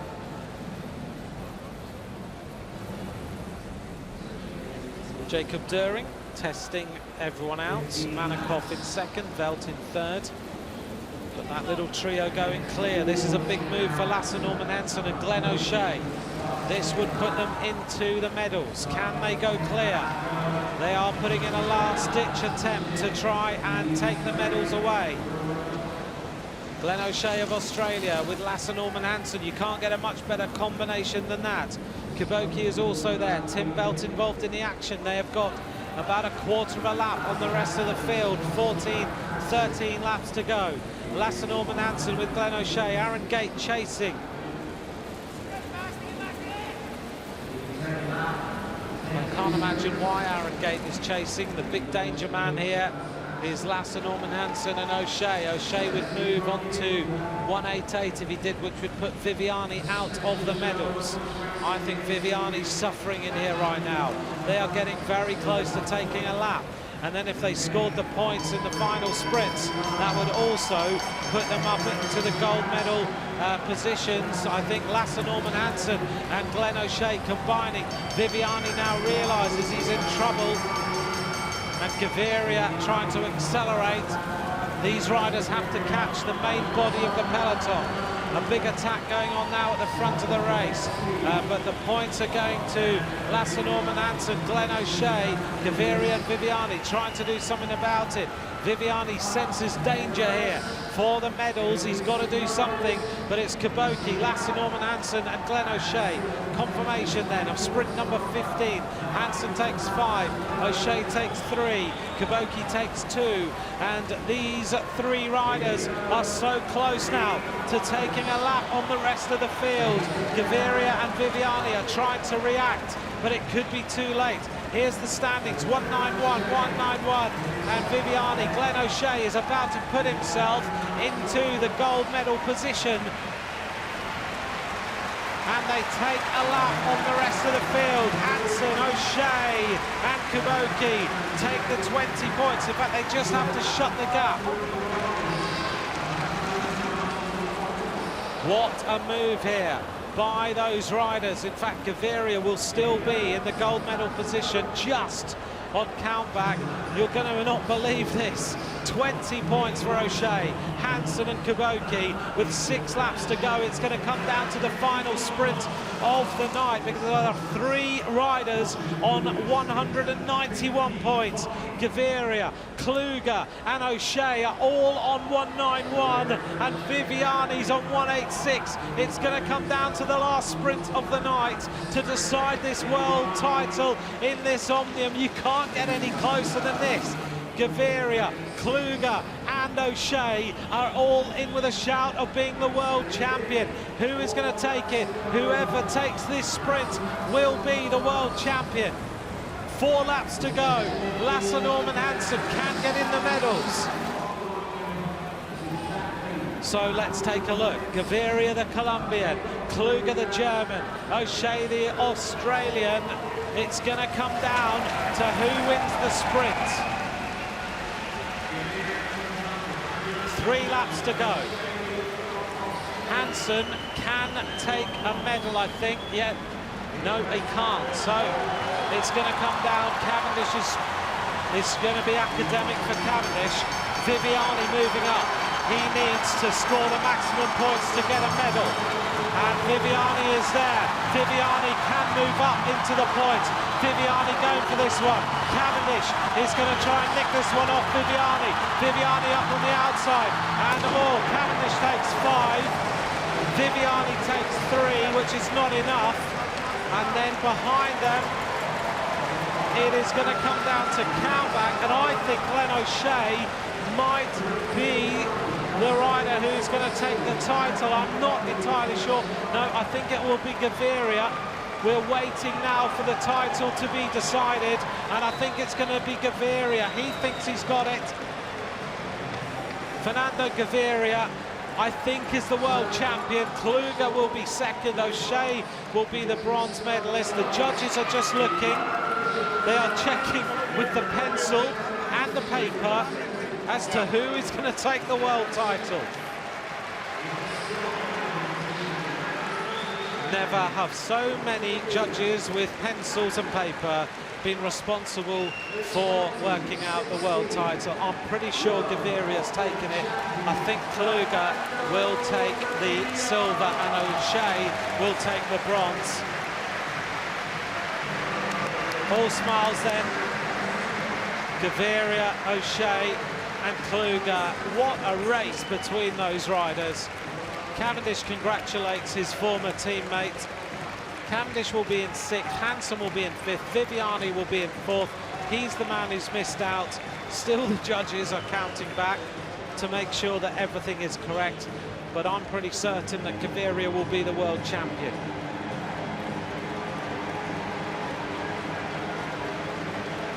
What a fantastic race.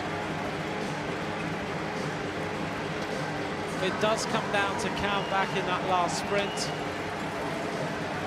Gaviria looks happy. The judges are just double checking before they award the world title, which has always got to be done. Gaviria thanks the crowd. Fernando Gaviria, the world champion in 2015. Rides for Ethics Quick Step. Glenn O'Shea, what a race from him for Australia. Started the day down in 4th place. He went with the right move at the right time Gaviria now on his lap of honour. And here is the result of this Omnium World title. Does it get any closer than that? Gaviria takes the gold medal with 191 on countback. Roger Kluge, what a race by him, takes silver, and Glenn O'Shea takes the bronze for Australia.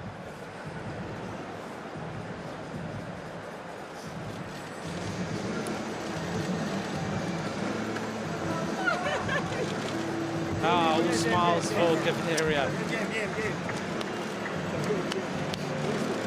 That was an absolutely unbelievable finish to an Omnium. Does it get any better than that in an Omnium contest? I don't think so.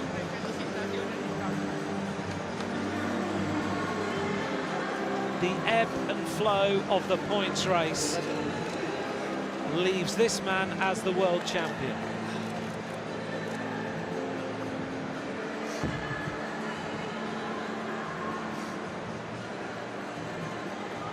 Gaviria making his way into the track centre. Let's take a look at the last lap. Gaviria moving up on the outside.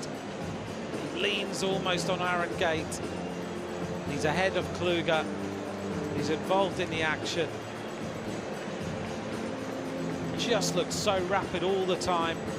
Bearing in mind that injury he had at the beginning of the season, Gaviria was there. That's him crossing the line to win the world title.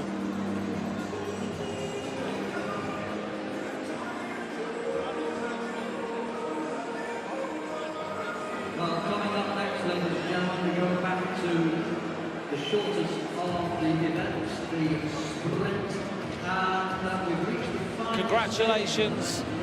Gaviria is the world champion, Roger Kluge is the silver medalist, and Glenn O'Shea takes the bronze medal. In each case, of course, it will be the best of 3 rides between now and the end of the evening. But first of all, it will be the first time Have you ever seen an Omnium points race like that? I don't think we've ever seen one in the history of this Omnium since the format changed. The top 3 riders all on the same number of points. Breathtaking.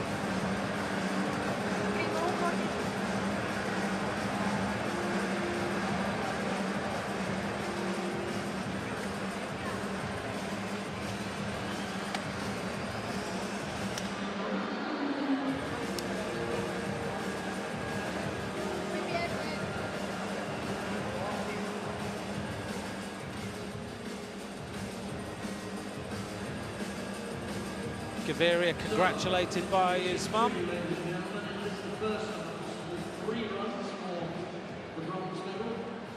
On the outside in the red and white, the Polish colours, Damian Zielinski.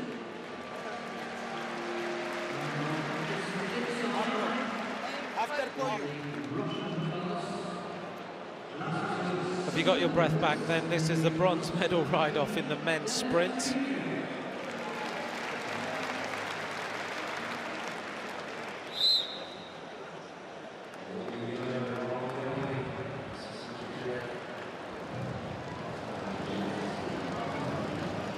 Denis Dmitriev, the Russian, against Zielinski, the Polish rider. The rules, of course, the best of 3 races to decide the world champion bronze medalist.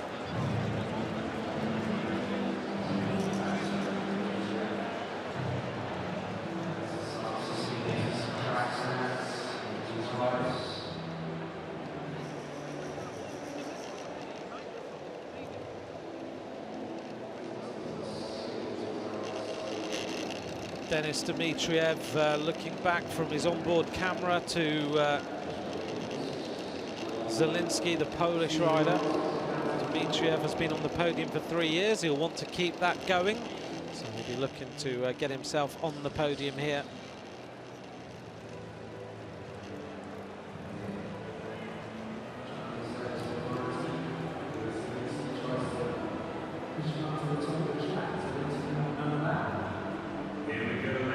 Now the acceleration starts to happen. Zielinski on the front, Dmitriev, the Icy cool Russian on the wheel. He's a bit of a demon when it comes to the sprints. Dmitriev now onto the wheel of Zelinsky. Dmitriev going round the top here. He looks to have the speed on Zelinsky. He's going to accelerate into turn 4 and out to take the victory. He looks around. So cool. 1-0.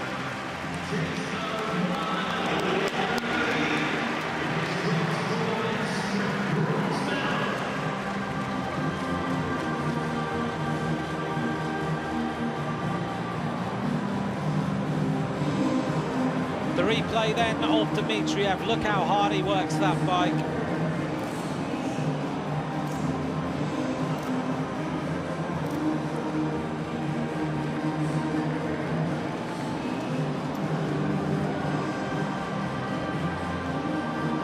Dmitriev just looking round, and he's doing 70 kilometers an hour.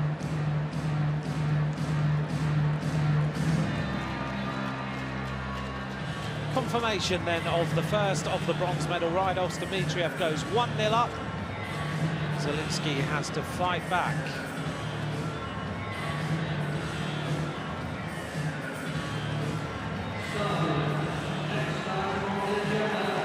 Now Jason Kenny gets ready for his tussle between himself and Matthew Gleitzer.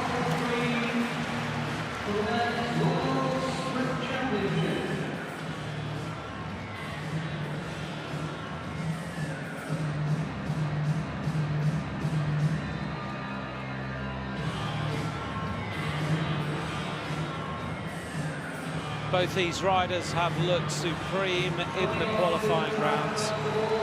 Now it's about which rider has the tactical knowledge, takes the risks, and has the speed to win the world title. Again, the best of 3 races.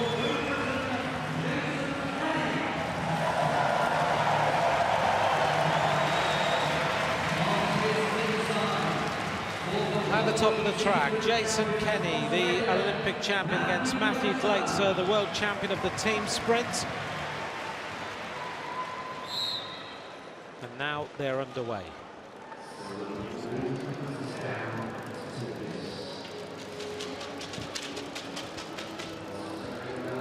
Best of 3 rides to decide who will wear the rainbow bands as the world champion. Kenny's been the world champion in 2011. The Olympic champion. He has the home support. Can Gleitzer silence this British crowd? There's a lot of Aussies though in the audience as well who'll be cheering him on.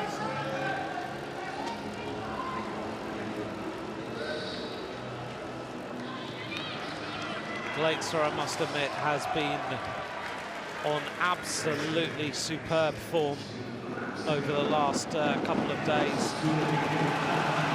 Kenny now trying to get onto the wheel. Gleitzer trying to make this one a long one. He dives down the bank to close the door on Jason Kenny. Kenny goes to the top of the bank to get a little bit more speed. Gleitzer accelerating. Look at the speed of Matthew Gleitzer. Flat out. Kenny is right on the wheel. Has he got the speed? Gleitzer looking strong. Kenny trying to come around the top. Oh, it's a photograph between those 2 riders. I am not sure that Gleitzer didn't take that. The Aussie looked very, very good. Kenny tried to get the speed by going up the bank. And, oh, I don't know, though. It's a photograph, but I think Gleitzer took it. Matthew Gleitzer takes race number 1. What a supreme race by the Australian sprinter. He got those tactics absolutely right.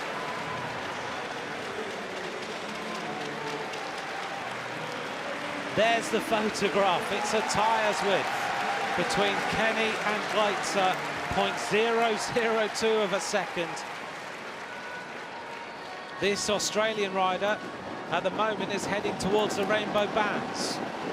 Look at Kenny coming onto the wheel of Matthew Gleitzer, has to right himself a little bit just to get past him, throwing their bikes to the line. Kenny threw a little bit early, I think. Gleitzer looks superb.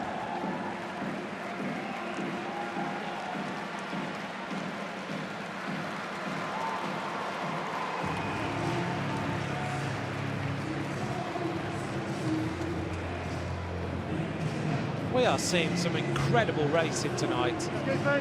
Excuse me.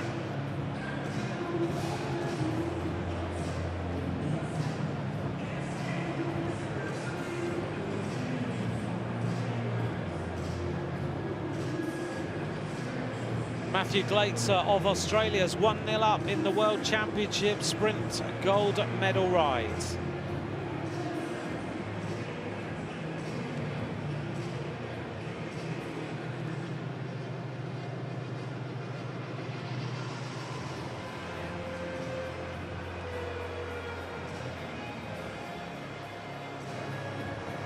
Heading now for the men's Omnium victory ceremony after that thrilling race.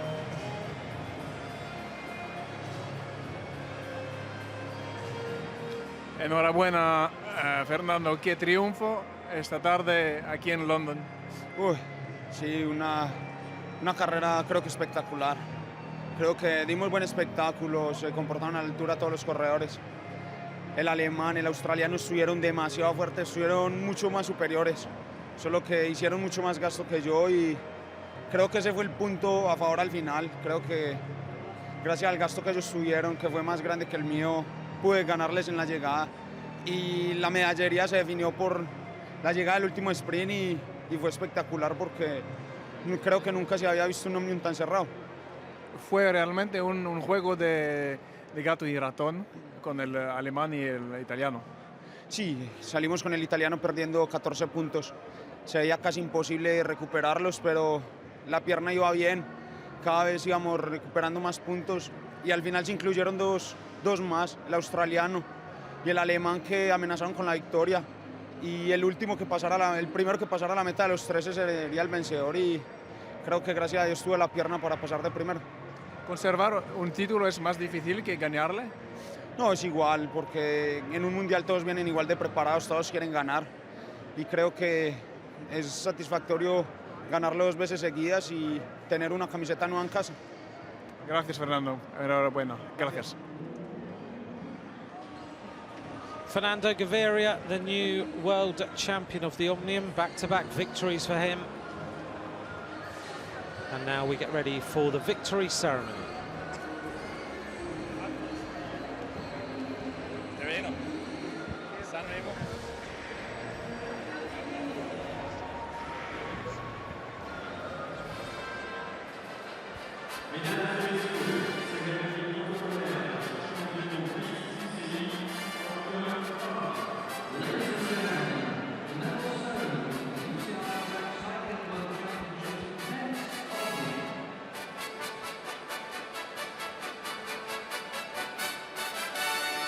The victory ceremony of the men's Omnium. Les médailles et le maillot de champion du monde UCI sont remis par le vice-président de l'UCI. The medals and UCI World Championship jersey will be presented by the president of the UCI, David Labarcian. Médaille de bronze, l'Australie. winner of the bronze medal representing Australia, Glenn O'Shea. Glenn O'Shea takes the bronze medal for Australia. That was a thrilling race.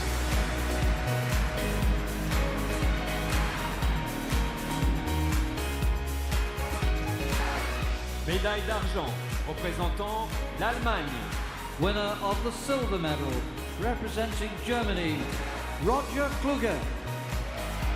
Was he the man of that last race?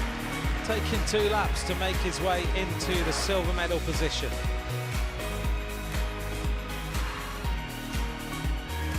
Champion du monde et vainqueur de la médaille d'or de l'Omnium Homme des championnats du monde piste UCI, représentant la Colombie. The UCI Truck Cycling World Champions Men's Omnium Gold Medalist and winner of the UCI World Champions jersey, representing Colombia, Fernando Gaviria. Fernando Gaviria is the world champion of the Omnium.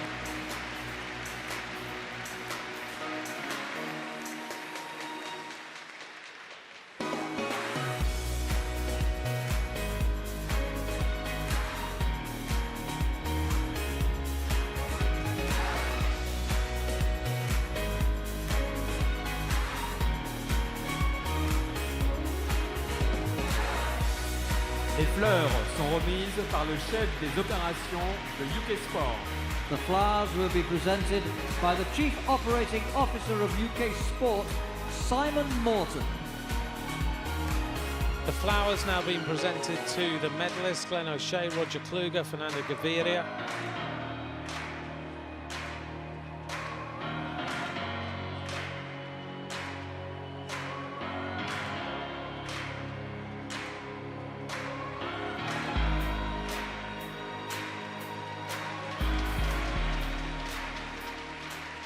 Mesdames et messieurs, l'hymne national And now the de la national Colombie. anthem of Ladies Colombia. and gentlemen, the national anthem of Colombia.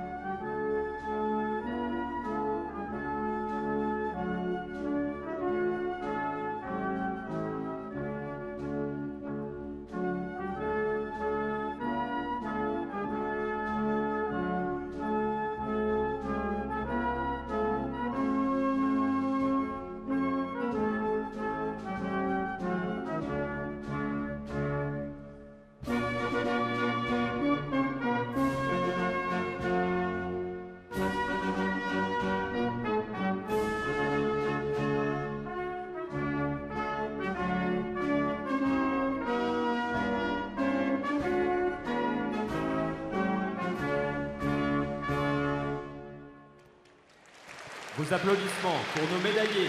Ladies and Fernando gentlemen, please Gaviria, acknowledge all our the members. world champion of the Omnium, back-to-back victories.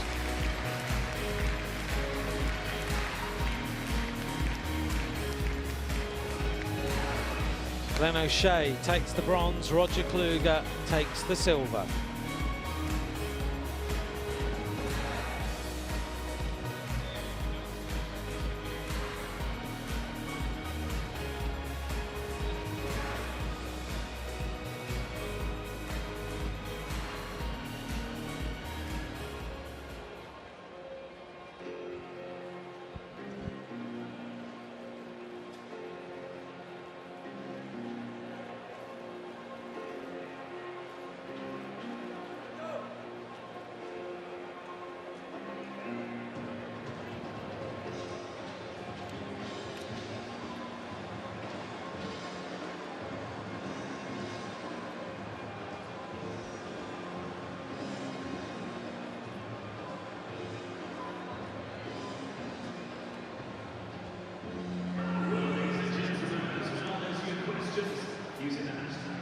He's given his medal away already. We've been asking you to send in your pictures and look up at the big screen now. We have track cycling fans of all ages. Take a look at that. Starting with So he's going to sign the rainbow jerseys, the same as all the other world champions have done.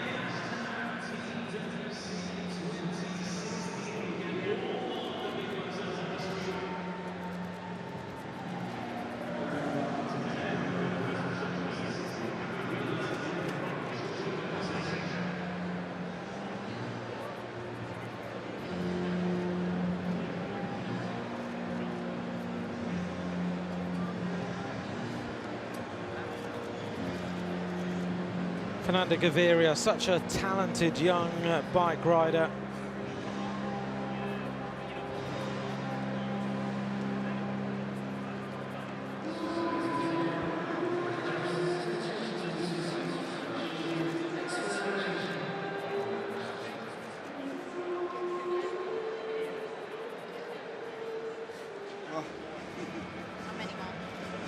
Let's take a look then at how the medal standings are right now. Germany now top of the leaderboard with 6 medals, 2 gold, 2 silver, 2 bronze. Great Britain also with 6 medals, 2 gold, 1 silver, 3 bronze. And Australia move into 3rd place with 4 medals. Italy still with 1 gold, New Zealand the same, and the United States with their team pursuit gold medal.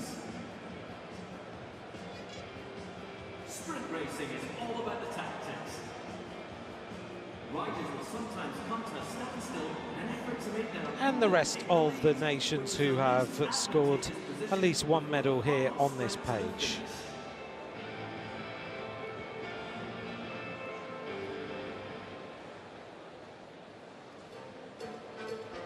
The sprinters getting ready again then. This will decide the medals, or if we're going to go to more rides.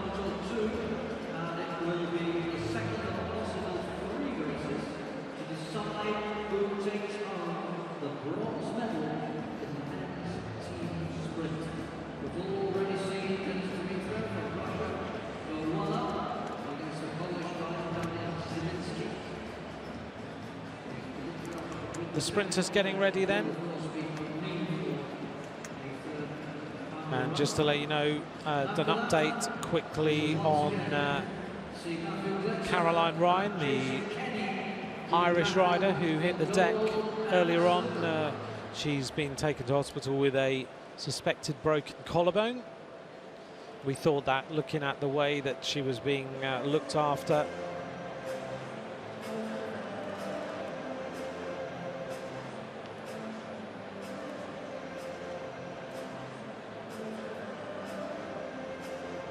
So we wish Caroline Ryan all the very best. Hope she is okay.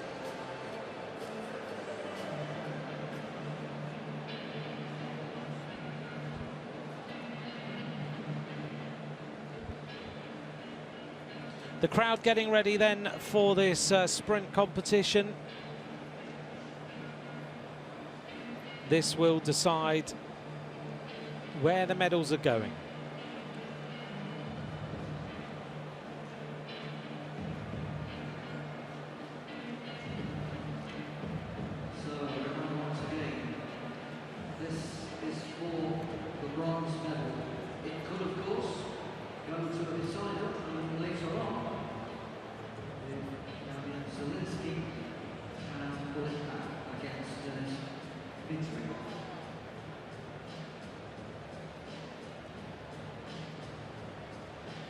This is the bronze medal ride. Dimitriev leads 1-0 against Zielinski.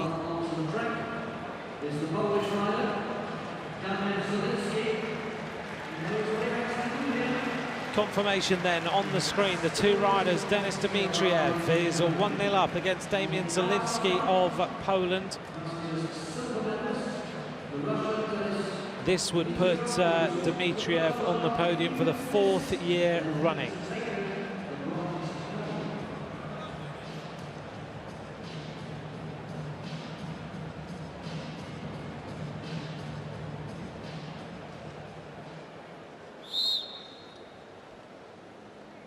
Leading off then, Zielinski has to win this one to go equal on rides and take it to a decider for the bronze medal.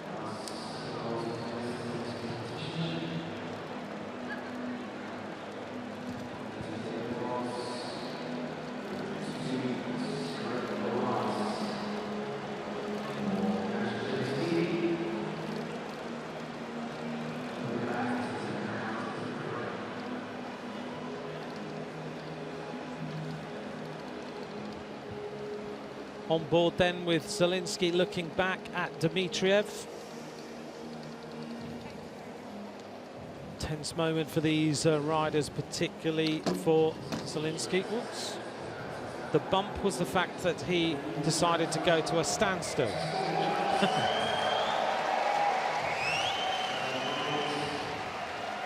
The judge counting away there. They're allowed to do the standstill.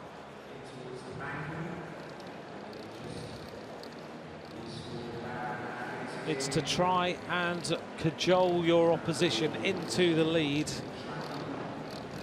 But you're not allowed to go backwards, so you have to just stand absolutely still or progress forwards. Dimitriev has looked so cool all the time.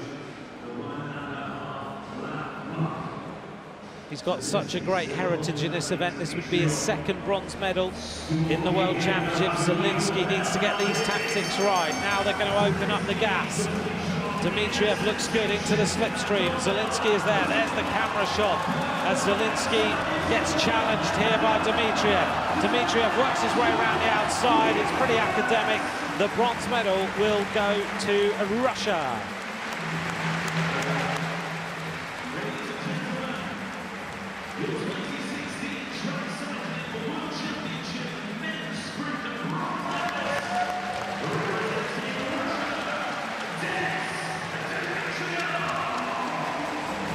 What a ride there by Dmitriev. He takes the bronze medal.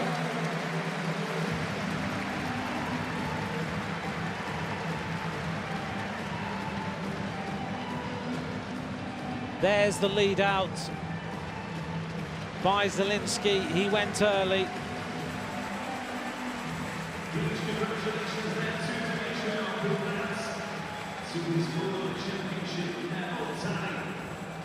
But ladies and gentlemen, put your hands together for both of these athletes. A great bronze medal race on. The coach is happy with that. He puts him on the podium for the 4th year running. Dmitriev will stand on the podium as the bronze medalist.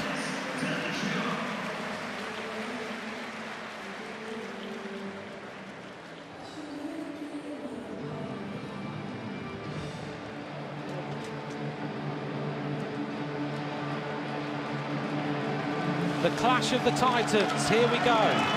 Kenny against Glazer to decide the gold medal. If Glazer wins this one, he's the world champion. If Kenny wins, it goes to a decider. Kenny in these new carbon fiber shoes, look at those. Can't buy those down the local store, can you?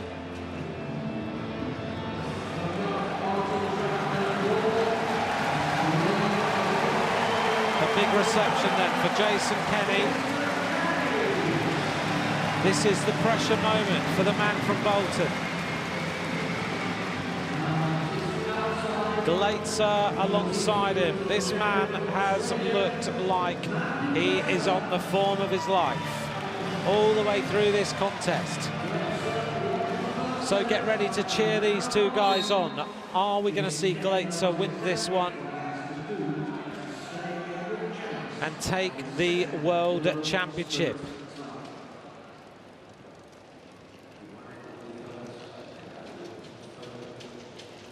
Kenny challenged Glazer in the last ride, but it was very close between them.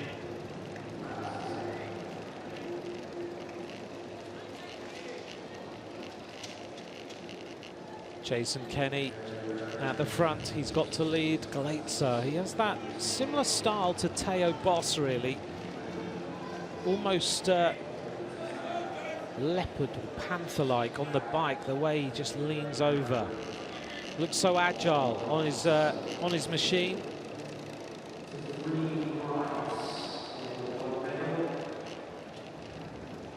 Jason Kenny having to look around all the time. What will the tactics be?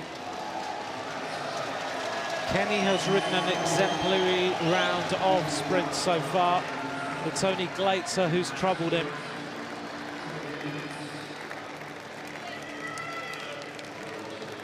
Both the riders with the carbon fibre back wheels, the bladed front wheels, almost identical wheels, in fact, in these bikes. Kenny almost bringing this to a standstill. He's got some aero foil bars on the front. All the little bits of equipment coming in ahead of Rio. Kenny looks to me like he's got some new shoes that he can put the power through the pedals with a bit more efficiency. He takes Glazer up to the top of the track, and they're going to go shoulder to shoulder. Glazer is trying to close down on Jason Kenny. Kenny is going to hold him.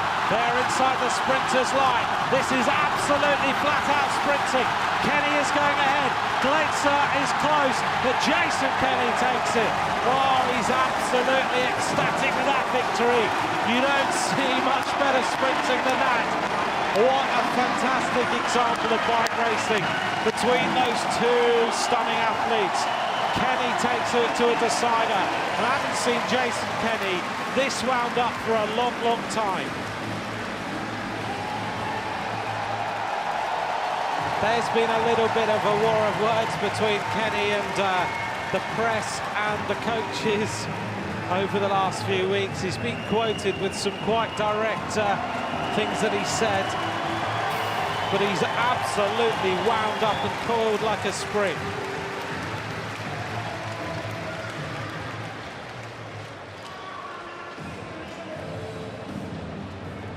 We are going to see a decider then.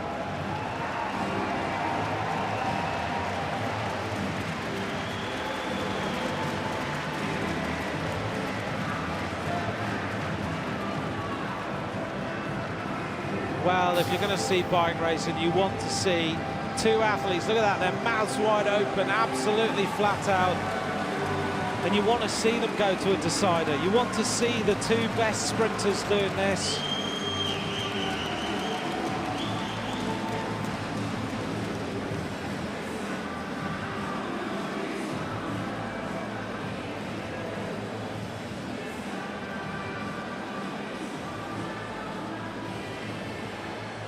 Yes, the coach is so happy. They've been trying to get Kenny up to this level. To me, just looks like the man who has got everything working in that head now. 1-1 between Glaetzer and Kenny. Who's to say who's going to take the gold?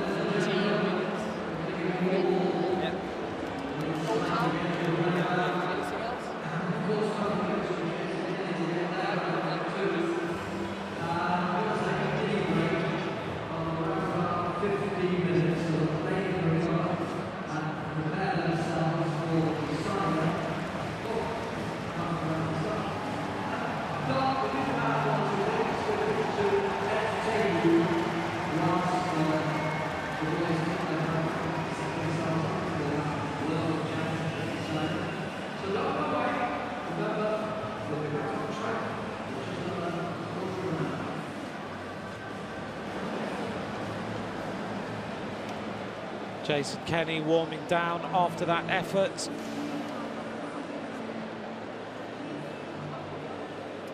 He's in total focus mode.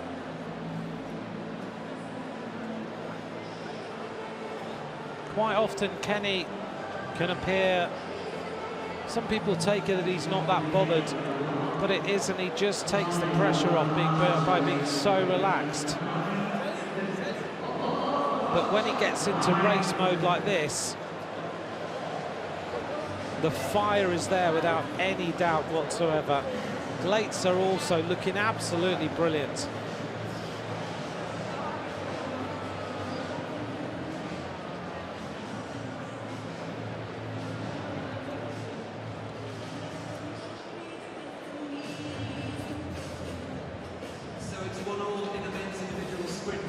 Kenny racing through to take it to the decider. Feeling back in their legs, but have a word with one of the most important people in track today, not one of the most important pilots people, because I want to make you the most. These two riders then will warm down, then warm up again, and we'll see the decider in about 12 minutes' time. Don't go away. This is pretty impressive sprinting.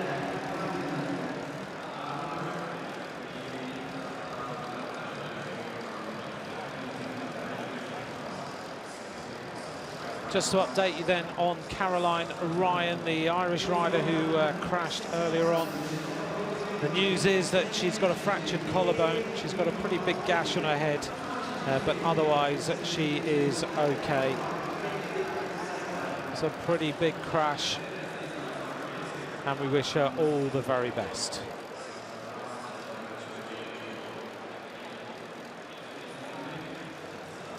There's Jason Kenny, and in the background, Jason Kenny's fiancée, Laura Trott. As we take a look here at the women's Omnium. Laura just talking to Paul Manning, cooling herself down. This is the women's Omnium highlights. And earlier on today, we had the time trial.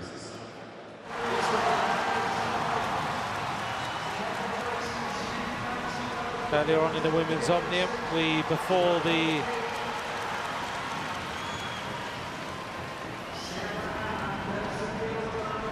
this is what's happened so far in this women's Omnium.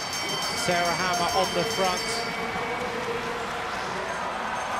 going flat out in the scratch race, trying to catch Simona Frapporti.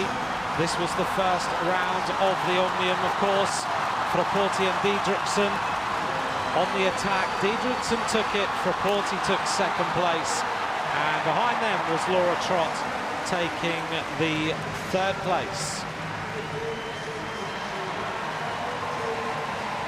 Emily Didriksen, a double world champion as a junior on the road, takes the scratch race. Frapporti in second, Laura Trott in third place.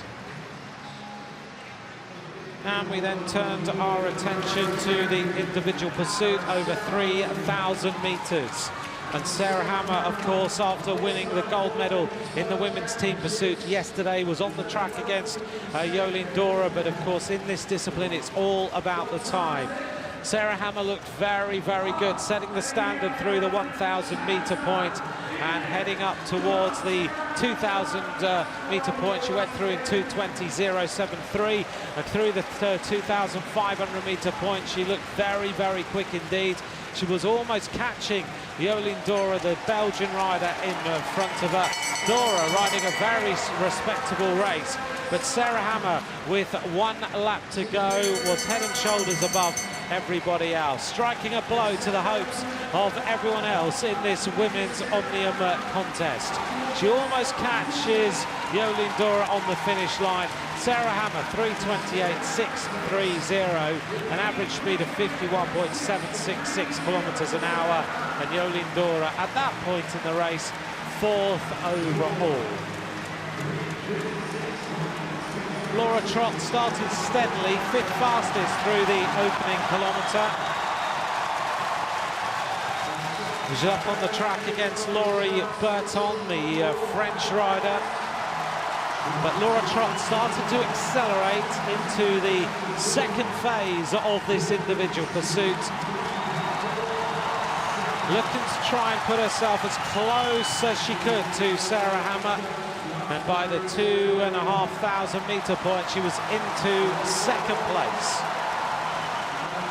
Really gave it some throttle in the last few hundred metres. And heading up towards the conclusion of the race with 500 metres to go, she was firmly in second place. Laurie Berton riding around about 4th to 5th place overall in this women's Omnium individual pursuit. Laura Trott trying to find a little bit more speed in the final 250 metres. The crowd absolutely roaring her on. The noise levels in this London Velodrome with Laura Trott on the track are about as loud as you can cope with. Heading into the finish, she struck second place, 3:32.436. Sarah Hammer taking the victory. Berton in 6th place overall.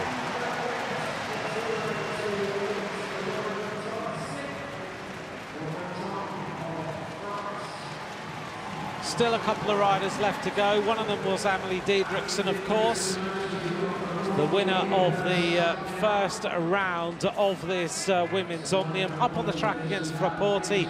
Frapporti never really in the race. Didriksen, on the other hand, though, looking pretty strong.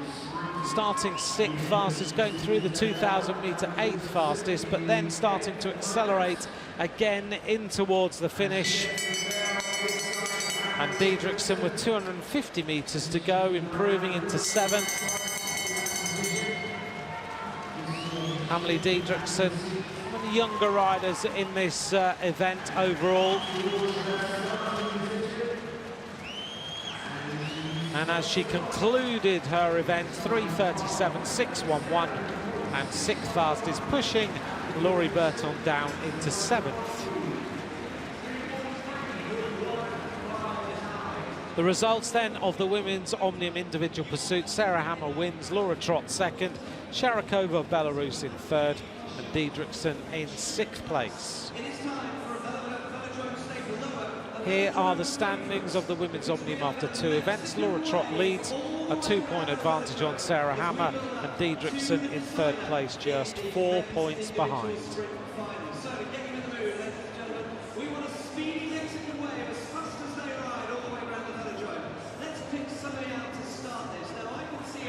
Annette Edmondson, the defending champion, in 8th place with 46 points. Maybe feeling the effects of the crash she had into the car a couple of weeks ago.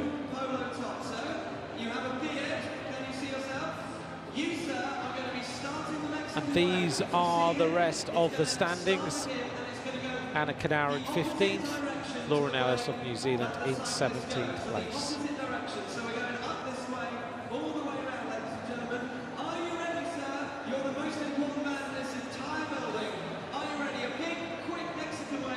Well, Laura Trott has to sit there in the track centre listening to her music,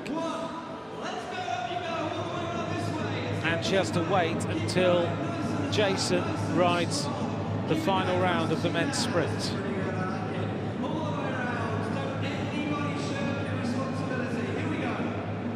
Around the track right now, the crowd getting ready for this men's sprint, a Mexican wave going on. Well, I hope you've enjoyed the action so far. It's been non-stop and thrilling. If you'd like to message me, @AntMcCrossan is where you can message me during the final couple of races of the night.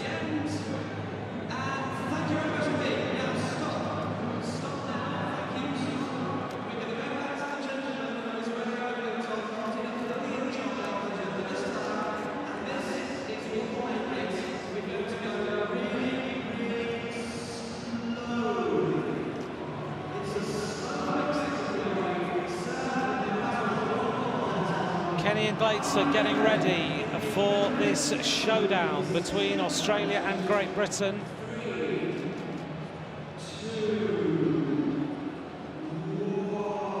Total focus behind those mirrored visors. Matthew Glaetzer, world champion in the team sprint in 2012. Commonwealth Games Keirin champion. Just trying to get his mind in the right place. Jason Kenny.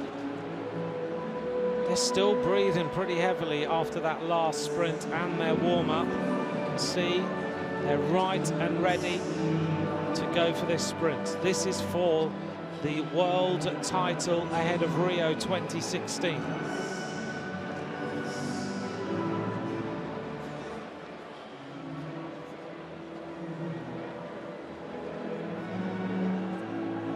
A slow Mexican wave going on in the London Velodrome right now. This was a little bit of a format of the London 2012 Olympic Games.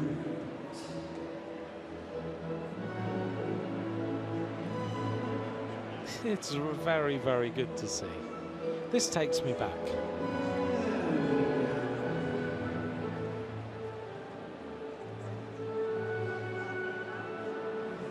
Jason Kenny and Matthew Glaetzer, of course, not taking part.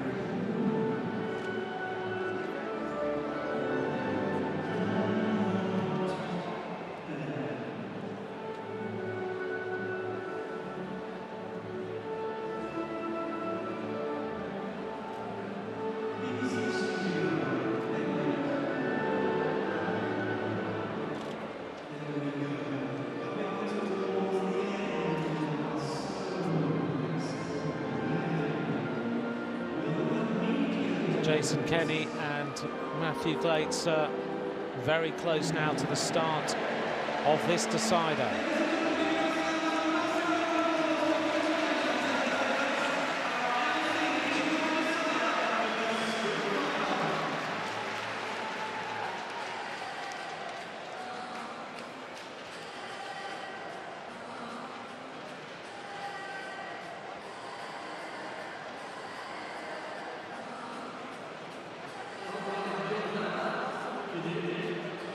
wonder what's going through the mind of these two riders. You can see the little beads of sweat on Kenny's face there.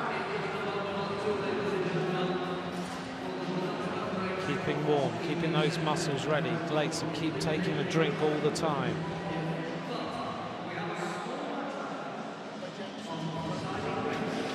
And now they're asked to go to the start.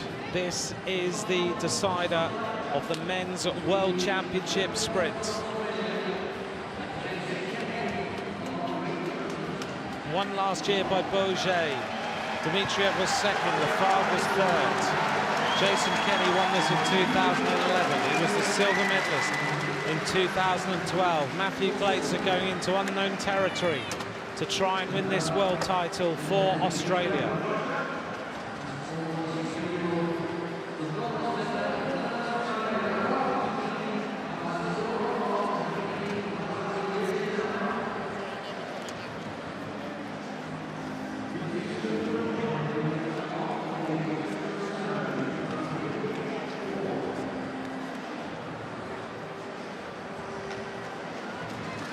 The last little bit of instruction from the coaches.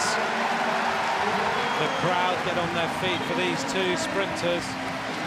This guy has been going mental the whole time, every time I've looked at him. 1-1, Gleitzer against Kenny.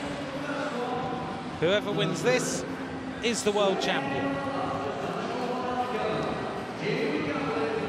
Is it gold to Australia or gold to Great Britain? Here we go now. Gleitzer has to lead off. What will the tactics be?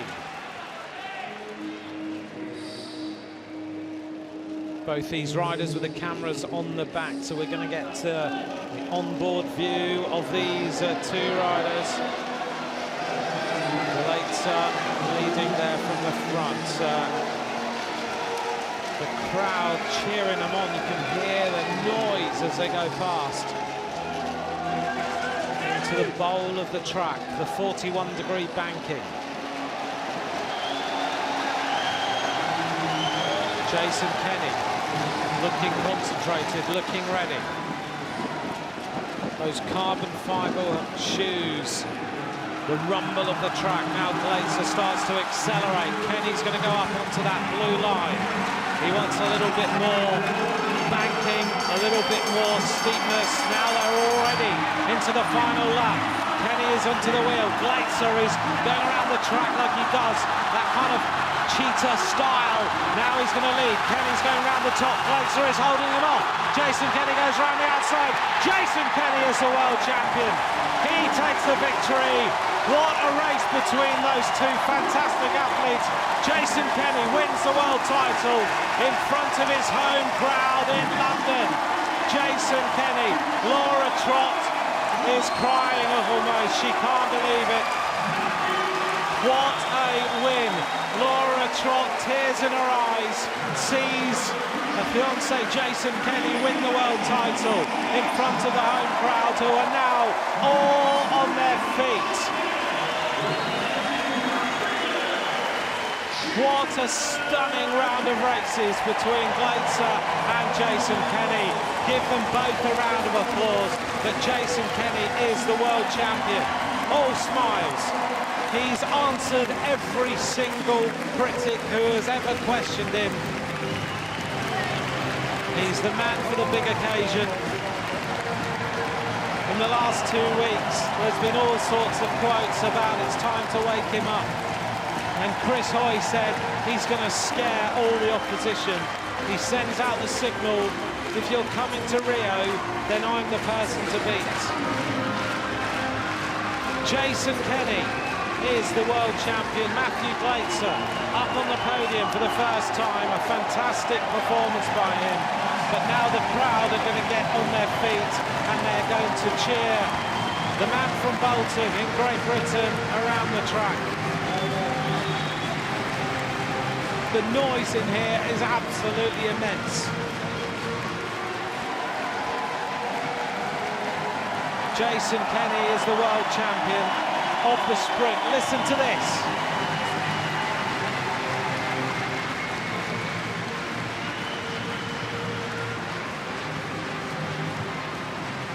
Laura Trott's trying to hold the emotion in check.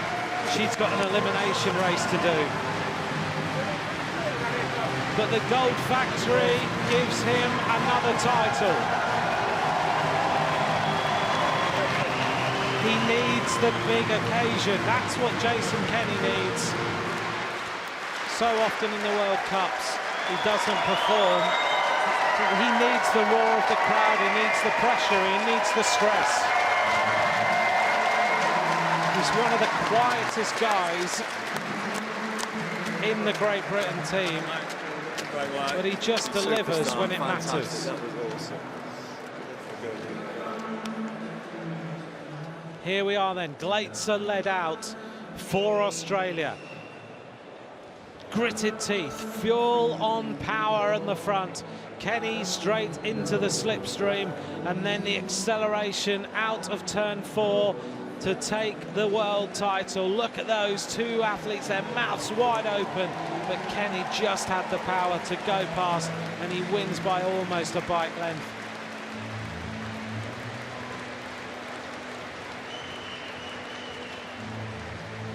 Matthew Glaitzer, you have to count him as a possible winner in Rio.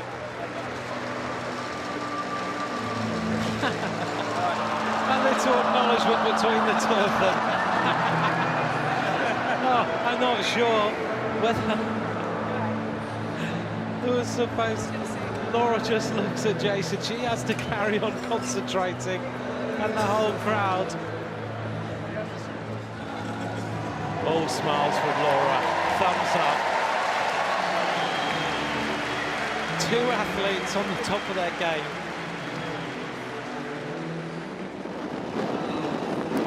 Jason just gives her a nod. Look at Kenny's mouth wide open.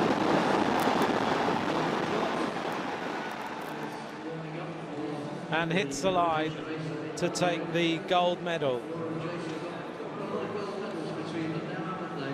Anyway, we are expecting the official presentation ceremony for the men's sprint championship in around about 5 minutes or so, when the boys have tidied themselves up a little bit, got their breath back, and then of course don't forget.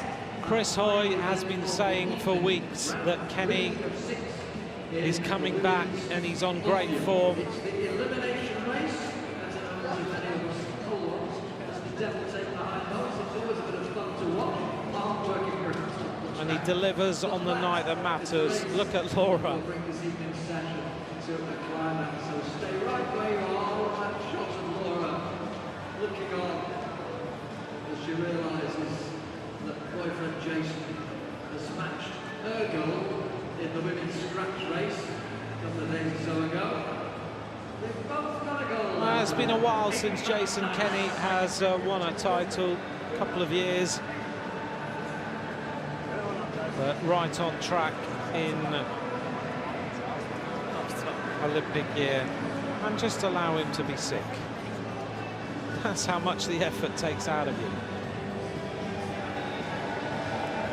Matthew Glaitzer, he'll be emotional, but seriously, that was a very impressive round of sprinting by the Australian.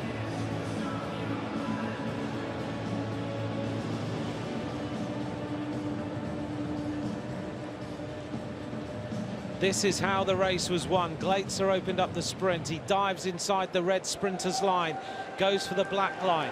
Kenny gets immediately into the slipstream. This is, he meant everything to win this title. Glaitzer trying to get low, trying to stay in form. Kenny mouth wide open, screaming in pain those legs will be as he hit the finish line. World title to the Brits.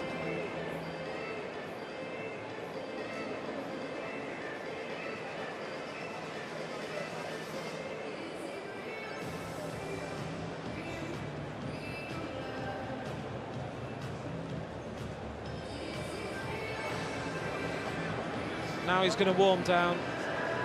We got the ceremony. The ceremony straight away. Shane Sutton just chatting to him.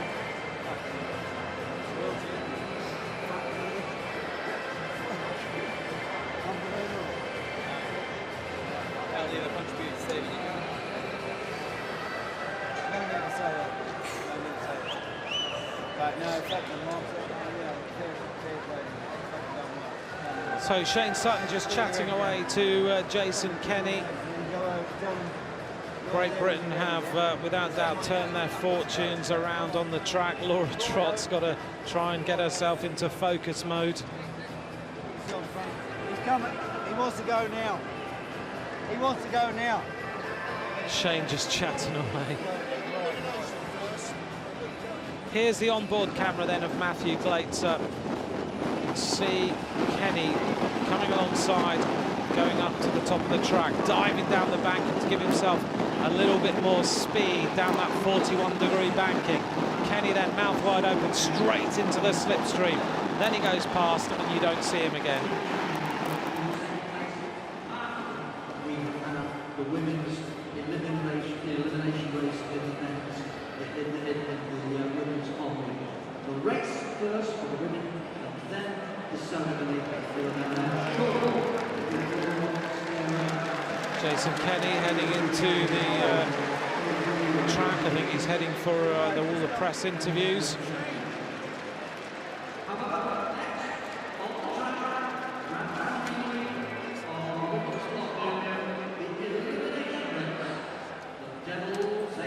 Right, shall we turn our attention to something else? The women's Omnium elimination race. This is some night.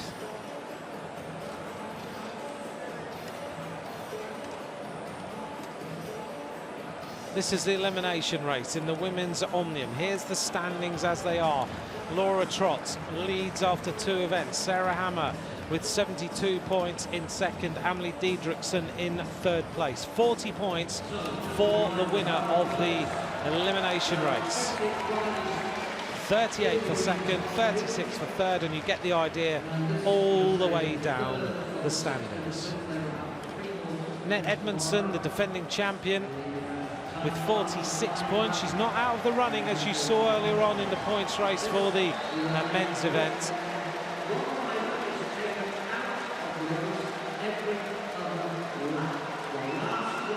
Anna Kanawa in 15th place. Lauren Ellis up there in 17th.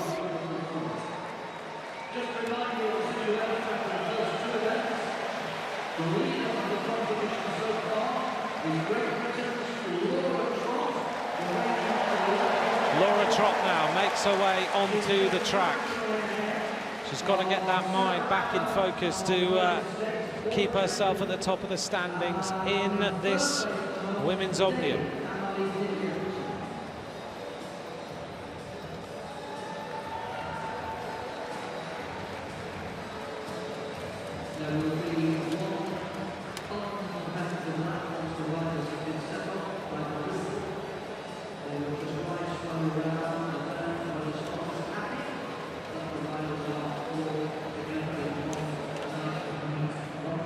The riders getting onto the track. This is the elimination race.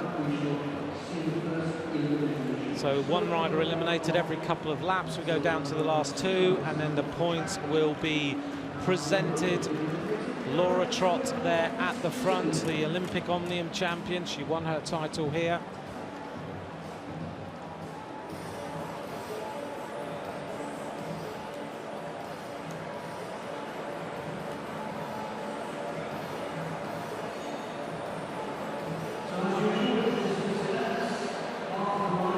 Laura Trott on one side, Sarah Hammer on the other. That's the little orange box that tells the riders that they've been eliminated.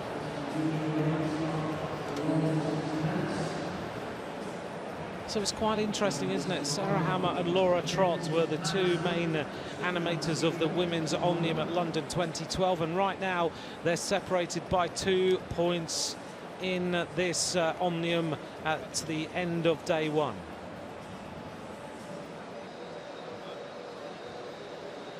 Working our way through the fields. There's Anna Knauer of Germany.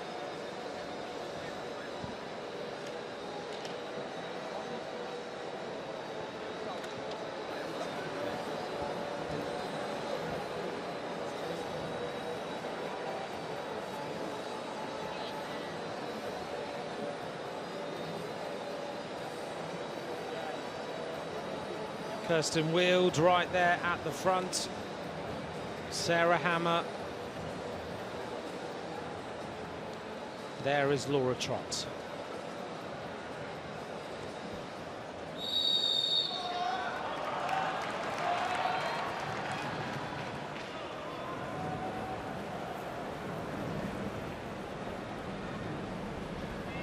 Keep your eye then at the bottom of the track, at the back of the race, and that is where the riders will be eliminated from the string. The gun fires and we are underway. This is the last race of the night. We of course have got a medal ceremony for the sprint competition. And the bell goes for the first elimination of the night. In danger actually at the back is Kirsten Wield. This is a bad moment for her. Kirsten Wield looking like she's in a little bit of trouble. Immediately though, it is number 31 who is being possibly eliminated. They all look around. And it's rider number 40, Tamara Balabalina of Russia, who is removed from the action.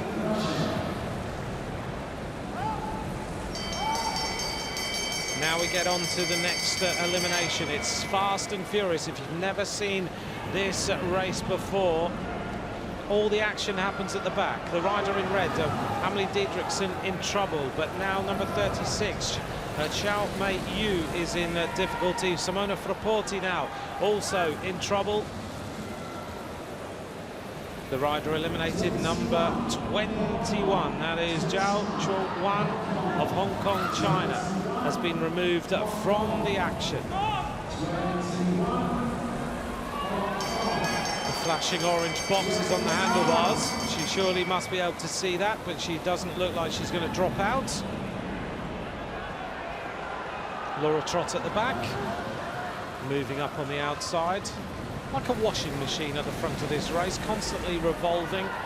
You find yourselves near the back suddenly, and it is the Cuban rider. Oh, a big crash, a huge crash. The Cuban rider had been eliminated and came out. The Chinese rider also eliminated, also crashing. Now sometimes we get the yellow flag out, which means the race will be held until the two riders come up. The Cuban rider actually had just been eliminated from the action. That was a pretty big crash.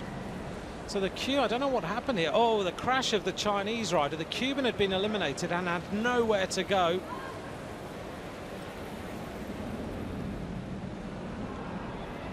That was a heavy crash. The Chinese rider touched the wheel of the Japanese rider and crashed, and then there was nowhere for that rider to go.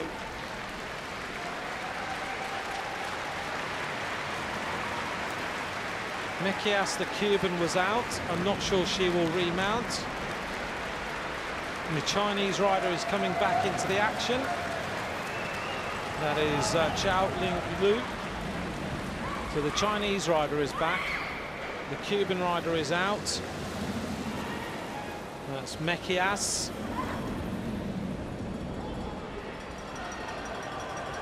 So everyone is back up now. The Chinese rider is back in the action. I'm just looking to see if the yellow flag has been taken in. And in fact, the yellow flag is still out, which means that the riders are still not racing. Cuban rider, I think, is going to be out of the race. She was eliminated anyway.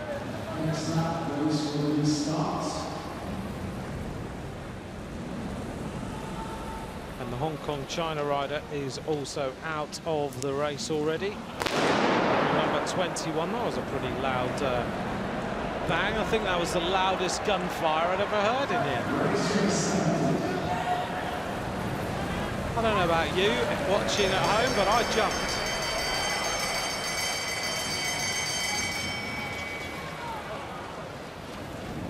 Right, let's get back on this. Simona Frapporti at the back in trouble.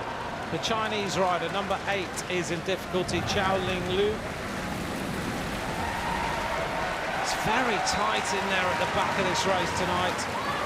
And one rider eliminated, I think it's number 5, the Belarusian Sharakova, is removed from the action. Sharakova, the rider who did very well in the Hong Kong World Cup. The Chinese rider is still hanging in there in the red and yellow at the back. The bell goes again. Laura Trott's moved herself up to the front of the race to stay out of the way of any difficulties. And now the Japanese rider, who was the rider who touched the wheel earlier, is now at the back of the race, wearing number 25, Tsukagoshi. So Tsukagoshi now is eliminated. You're getting the idea, if you haven't watched this sort of racing before. This is the race at the end of day 1 of the Omnium. 6 races in total, and the elimination race always a nail-biter towards the end of day 1 of an Omnium. Laura Trott working her way up towards the top of the track. Amelie Diedrichsen tends to ride near the back of the group in the red colours of Denmark. Still the Chinese rider is there. Diedrichsen having to work hard, goes round the top. And it looked to me like the Taipei rider has been eliminated, and that is Mei Yu Chao of Taipei.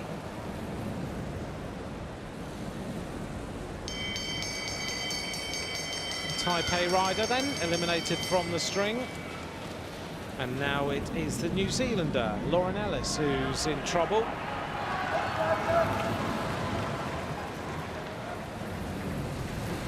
Lauren Ellis staying at the back of the group. Simona Frapporti is the rider who eliminates Lauren Ellis, wearing number 32. She is taken out of the action. Lauren Ellis of New Zealand. Down now to the last 13 riders. Simona Frapporti is the rider at the back in blue. Simona Frapporti, a high-tech rider, 27 years of age, won the stage of the Route de France. Still the Chinese rider who crashed is still in here. Ling Lu Chao. Anna Kanawa sneaks through. And finally, with the track burns, the Chinese rider given a massive round of applause by this appreciative crowd.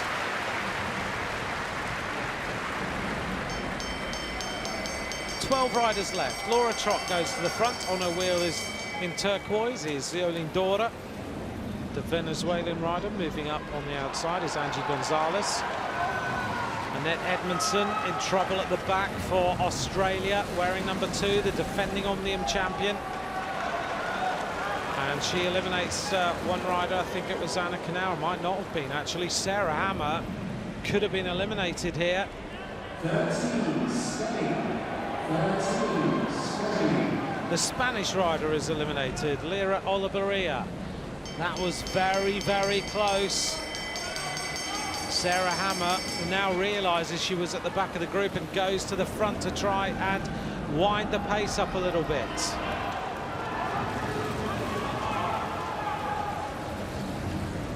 Sarah Hammer, Laura Trott, Violin Dora behind them, and Edmondson, a teammate, of course, of Violin Dora on the road.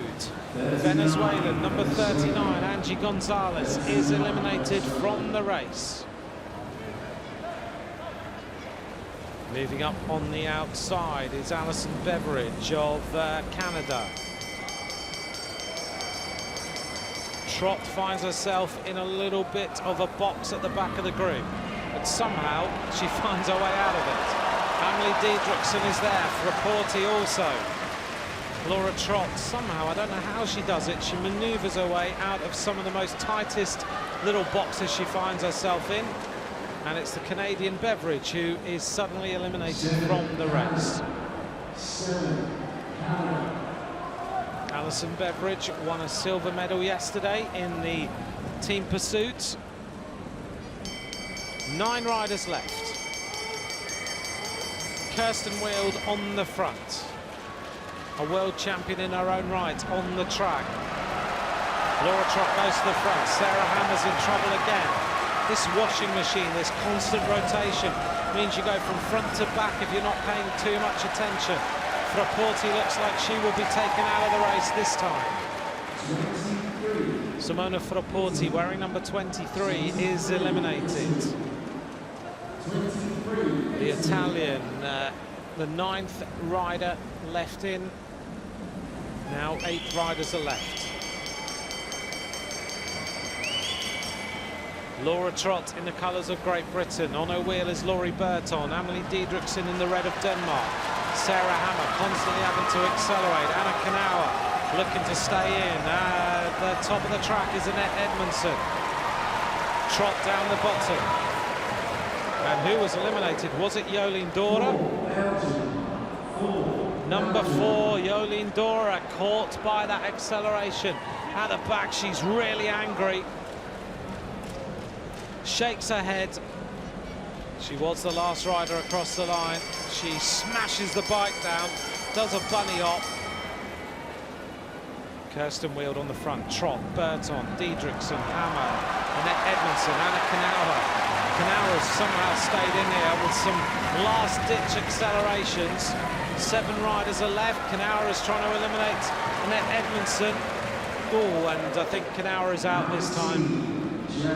The German rider is removed from the action. 6 riders are left. 40 points to the winner. 2 points separate Laura Trott and Sarah Hammer. Now the pace goes out of the group. So we have Amelie Diedrichsen on the front. Kirsten Wheeld, Laurie Burton, Laura Trott, Sarah Hammer and Annette Edmondson, who is resurrecting her chances in this women's Omnium.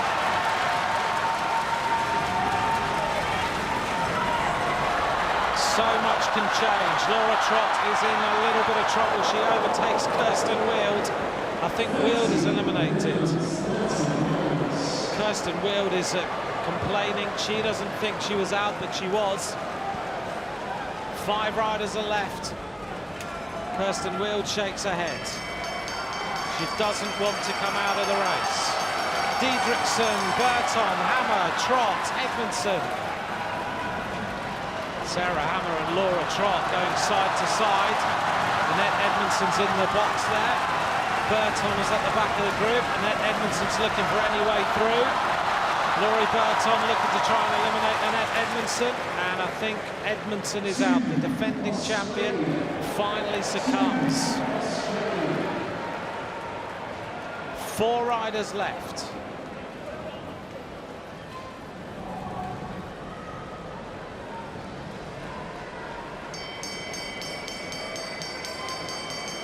And Amelie Diedrichsen has decided to go clear, and that's an interesting tactic from the junior world road race champion. Sarah Hammer, Laura Trott, Laurie Burton, and Hammer now trying to accelerate. Laurie Burton is going to be eliminated. Laura Trott goes to the front. They close up on Diedrichsen. We're down to the final 3 now in this elimination race. Laurie Burton is out.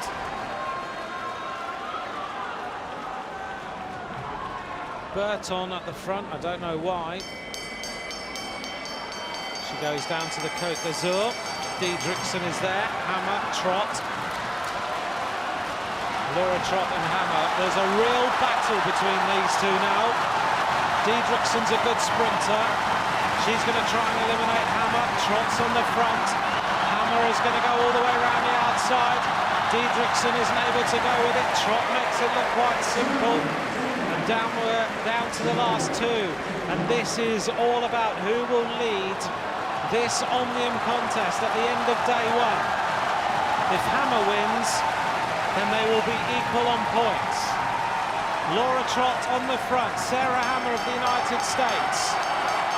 They're going to get the crowd are on their feet yet again. Sarah Hammer goes for it first. Laura Trott wants to jump and jump late. Oh, they're very close to each other. Sarah Hammer, Laura Trott going for the finish line. Hammer is going to try and win this one. And it looks like Sarah Hammer's going to take it. Laura Trott takes second. They're going to be equal on points at the end of, I think, this elimination race, are they? Yep, they're going to be equal on 112 points. What a day of Omniums we've had. Laura Trott waves. She just didn't have the legs to go with that acceleration of Hammer. Those two going shoulder to shoulder almost.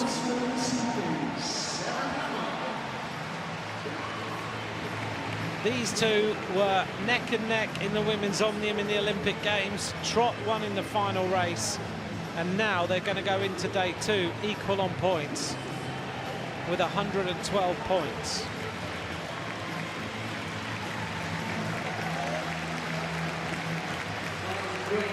Elimination race, I'm sure you agree, subject to confirmation. I make it that Sarah Hammer and Laura Trott, I stress, subject to confirmation, are now equal top. Sarah Hammer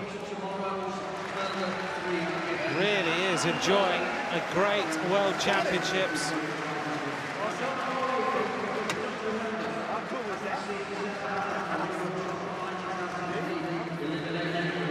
Congratulate each other. It's the end of day one, and they are absolutely equal. 112 points each.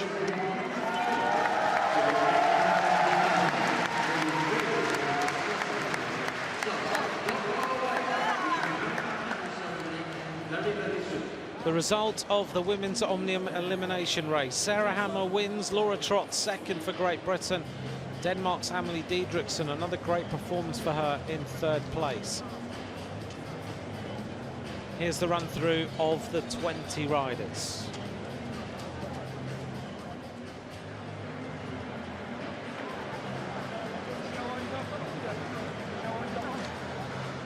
Here's the overall standings after 3 events. Sarah Hammer leads, Laura Trott equal on points in second, Amelie Diedrichsen, a great performance from her in third place so far. The defending champion, Annette Edmondson, starting to move closer.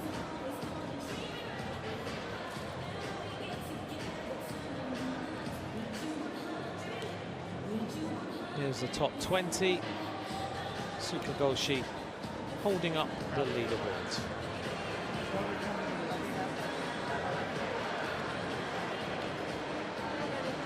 But then I want some space. Yeah.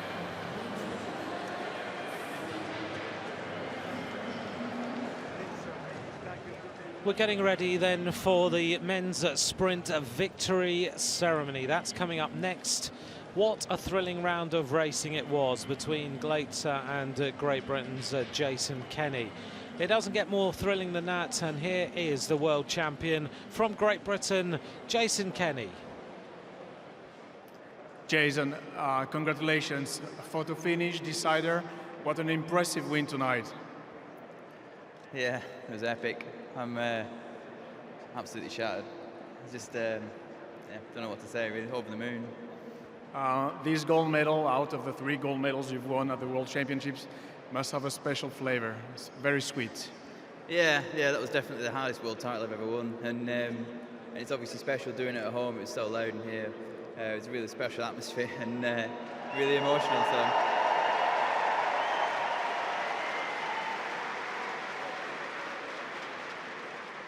Thanks.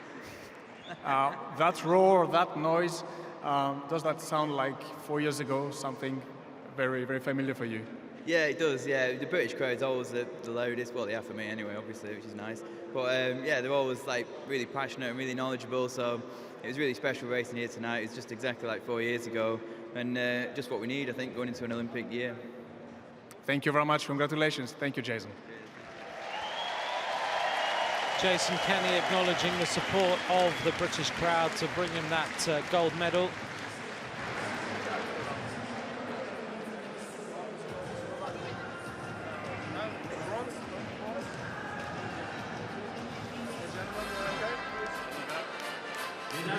Heading on to the podium, the medalists in this World Championship. The medal ceremony for the U-Side Track Cycling World Championships Men's Sprint.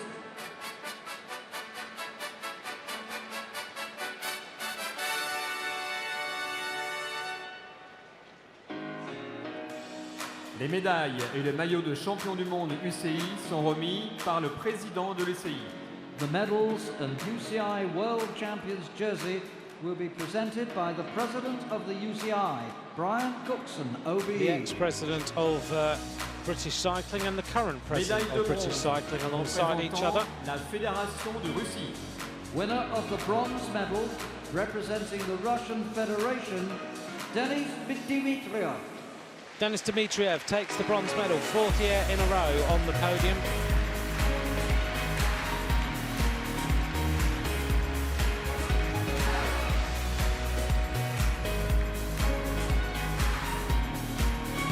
Médaille d'argent, représentant l'Australie. Winner of the silver medal, representing Australia, Matthew Glatzer. Matthew Glatzer of Australia is the silver medalist.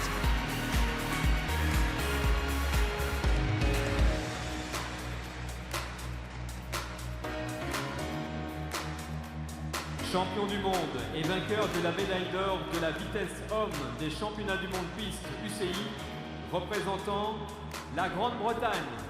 The UCI Track Cycling World Championships men's sprint gold medalist and winner of the UCI World Champions jersey, representing Great Britain, Jason Kenny. Jason Kenny is the world sprint champion.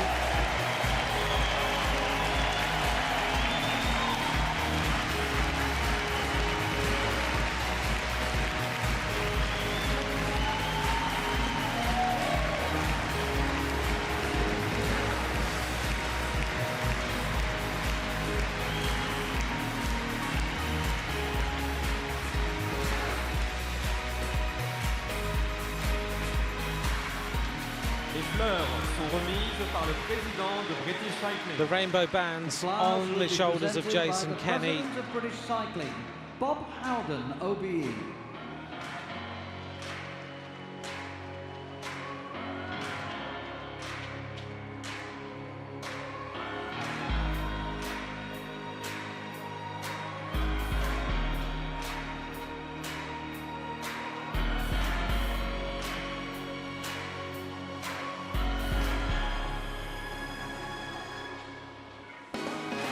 Mesdames et messieurs, l'hymne national de la Grande-Bretagne.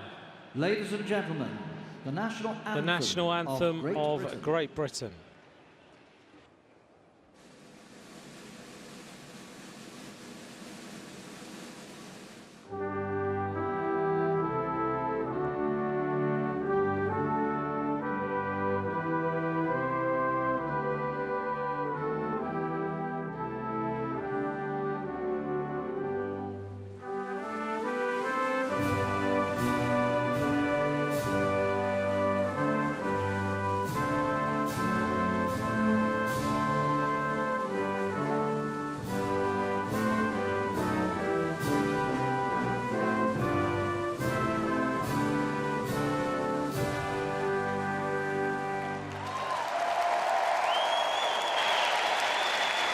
A very popular victory here in this London velodrome.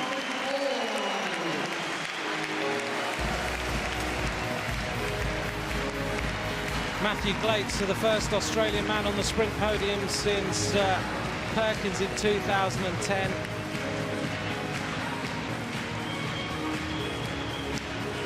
wonder what collar size he is.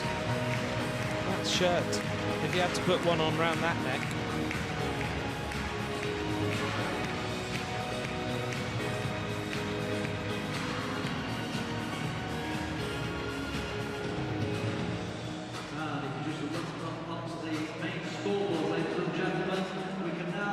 All smiles from our podium, Dimitriev, Glatzer and Jason Kenny.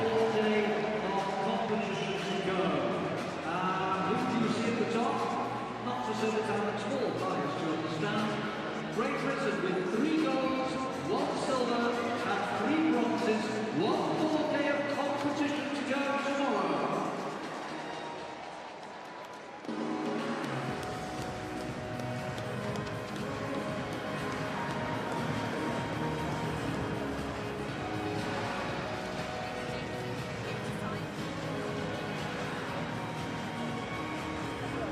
Jason Kenny then signing the World Championship jerseys.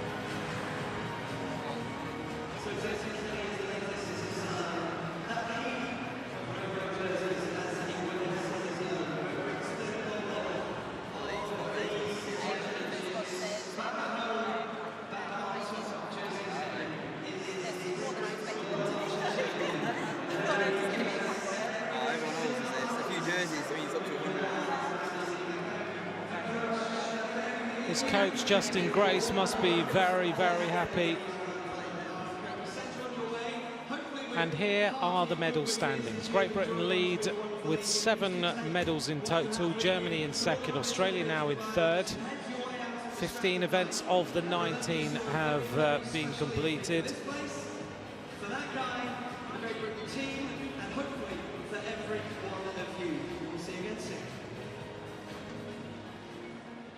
Italy with 1 gold, New Zealand with 1, United States with 1.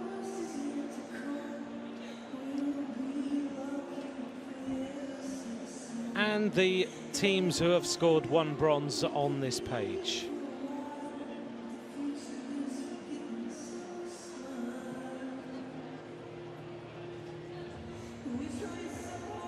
And this is what we're going to have tomorrow on the schedule. We're going to finish the women's Omnium during tomorrow, the women's sprint deciders as well. Another day of thrilling action.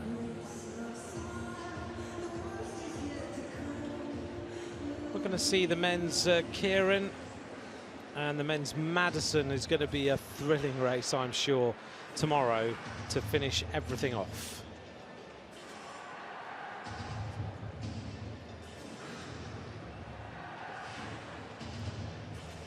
Well, what a night. We've had some incredible racing. We've seen more world champions crowned on this track. London has delivered yet again more noise, more fun and more incredible action. Thank you very much. Join us again tomorrow for the final day of the World Championships. Goodbye for now.